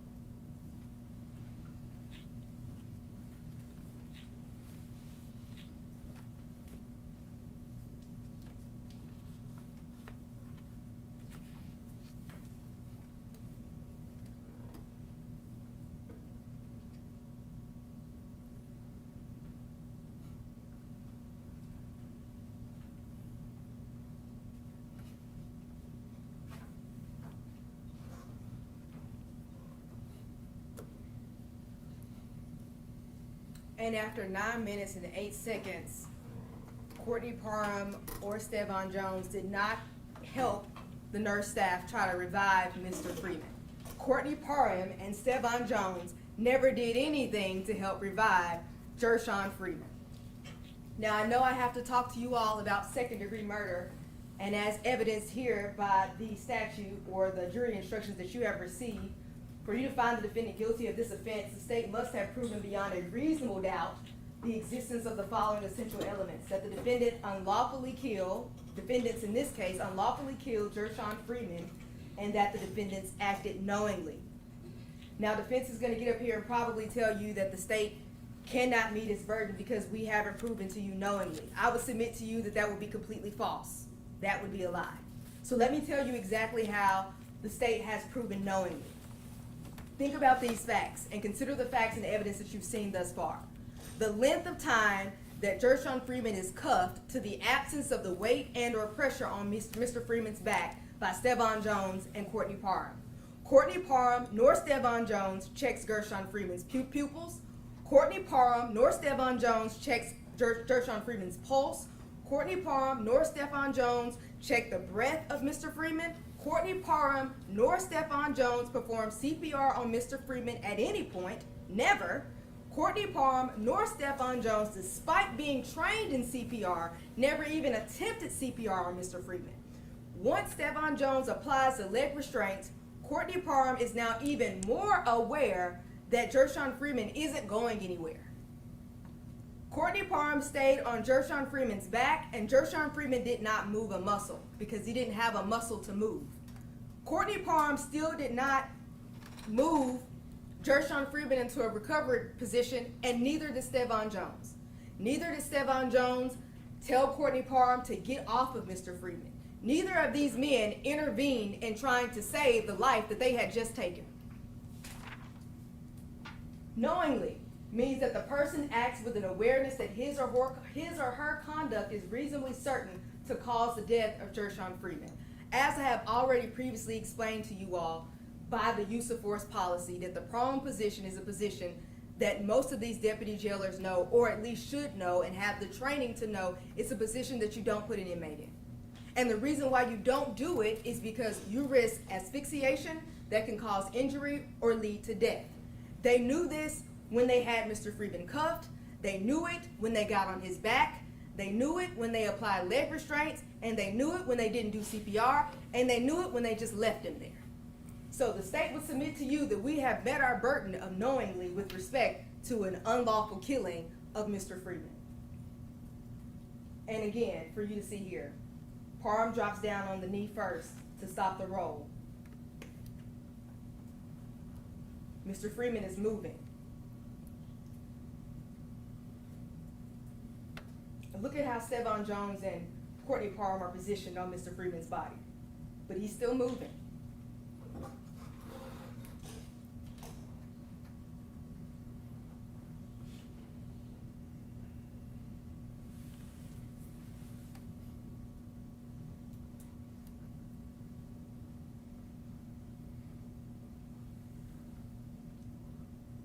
Look at how Stevan Jones puts that knee into Mr. Freeman's back. I would submit to you that this was a two-man crew. They both knew exactly what they were doing, when they were doing it, and how they were doing it because they've been trained. They knew better. The state would also like to talk to you about alternative theories. And the state would like to say that once an event or incident occurs, sometimes an alternative theory applies. But please understand that this is a separate offense from count 1 that you will receive, but we will discuss the elements of aggravated assault resulting in death because I have to go over the law with you. You will have to find that the state has met the essential elements that the defendants intentionally or knowingly caused bodily injury to Gershun Freeman and that that act resulted in serious bodily injury to or death of Gershun Freeman. The state will submit to you that we've met our burden with respect to second-degree murder, so you may not even have to consider this alternative theory. The state will go on to talk to you all about assault bodily injury. For you to find the defendant in this case, and that's with respect to Mr. Stevan Jones, guilty of the offense of assault bodily injury, the state will have to prove to you that the defendant caused a bodily injury to Gershun Freeman, and that the defendant acted recklessly.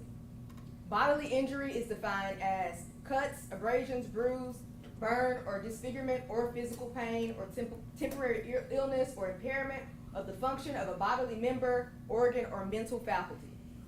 Recklessly just means that a person acts recklessly with respect to the circumstances surrounding the conduct or the result of the conduct when the person is aware of, but consciously disregards a substantial and unjustifiable risk that the circumstances exist or the result will occur.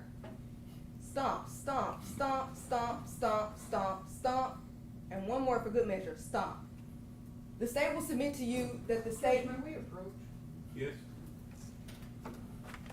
You want to stop that video for a second? Sure, Judge.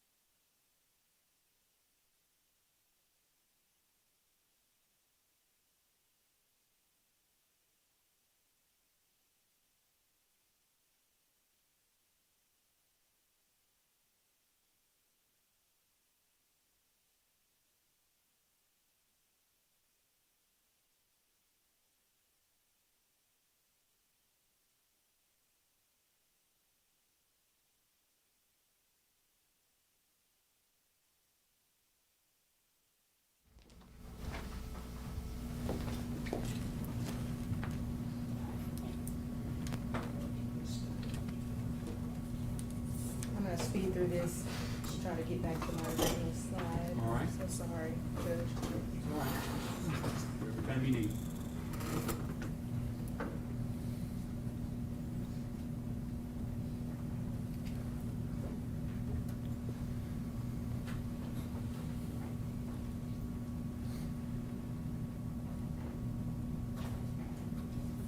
Now I want to talk just very briefly about some of the defense's expert witnesses, and I'm not going to get into all of them, but I do want to point out some of the testimony that you heard from defense expert William Oliver and some of the testimony that you heard from Derek Pleasance. I want to specifically talk about Mr. Oliver. I cross-examined him when they were putting on their proof, and he specifically said that he did not care about the video. I would submit to you all that the video is a part of the proof in this case, and you are to consider it along with all of the other proof. One of the other witnesses that you heard from was also Mr. Derek Pleasance. Mr. Pleasance told you that he looked at the totality of the circumstances, and he considered Mr. Parham's action as buying Mr. Freeman's body. He says that Mr. Parham has bought the body once he puts the knee onto Mr. Freeman. I would submit to you all that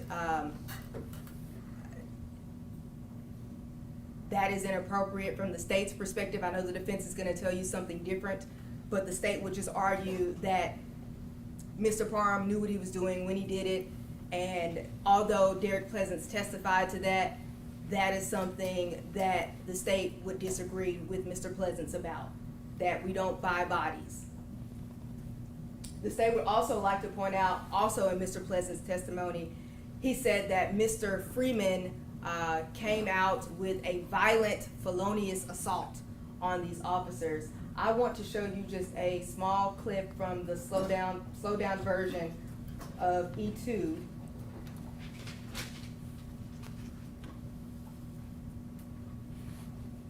And as you can see, Mr. Freeman throws his blanket and then he rushes out of his cell. And then they continue.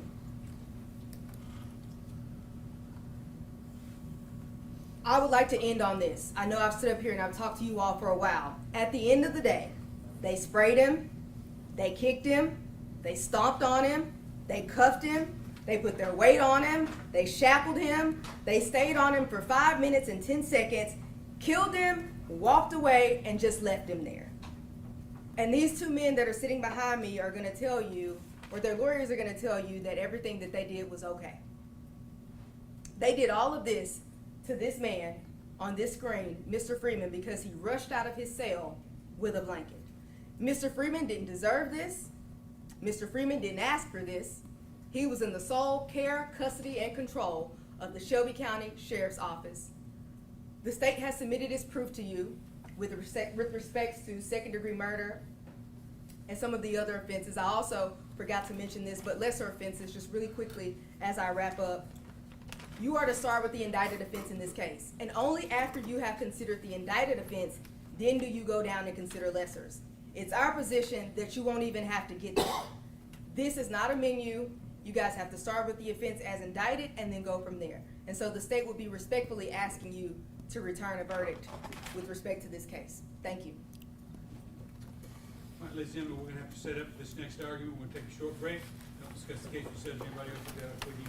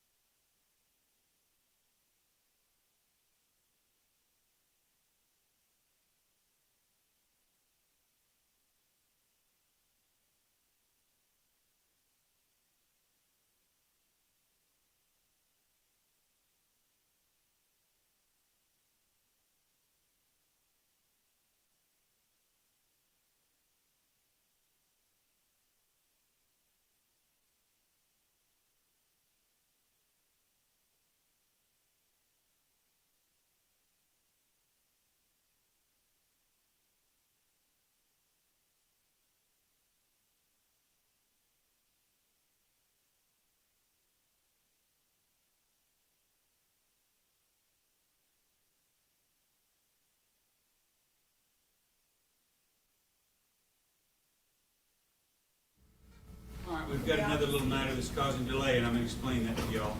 This is what's called a curative instruction in the law. When Ms. Fraser was giving her closing argument, and I didn't realize it because I was watching it, and I don't think she did. She was talking about stomps. Okay, this way she interpreted it. And she said stomp, stomp, stomp, stomp. And we were watching a video. And then she said, to the effect of, and one more for good measure. When she said that, the video had looped. And so there was a stomp shown when she said one more for good measure, but actually it was one of the first stomps. In other words, it was shown twice. And we didn't know how that would look, and so we consulted Channel 24. This trial's being covered live by the media and by YouTube and stuff. And we pulled up a picture of the video and how it looped at the end while she was saying one more for good measure, but she was actually talking about an earlier stomp, not that one. So none of us want the jury to get the impression that there's an extra stomp for good measure when there's not. So what we're having to do is we got Channel 24. We have to download that video on Channel 24 of what she said and the video while it was going on, so that we make sure the jury doesn't get a bad impression. That's going to take a little while for us to download and do, and we have 2 defense arguments and also a state's rebuttal argument. So we decided that we're going to have to deliberate in the morning. What we're going to do is we're going to have our closing argument in the morning. We're going to start right at 10, and we're going to have we're going to display that for you, and then we have the 2 defense closing arguments and the state closing argument, and then you're going to deliberate. But we have to cure that. I want y'all to see that so that nobody misconstrues it. Because when I saw that, I felt the same way. I did not understand that was a prior stomp. So for that reason, I'm gonna have to send you to the hotel tonight, and we'll be back in the morning, and we're gonna finish tomorrow, okay? We're gonna finish our part. I don't know if you'll be finished, but we're gonna be finished tomorrow. So please don't discuss the case with yourselves or anybody else. Now, you have the jury instructions with you, and you're gonna keep those with your notes. You can make notes on the instructions and all that, but I don't want y'all reading them tonight or anything like that, so just keep them in the jury room, and keep those with your notes, and we'll see you in the morning at 10 o'clock.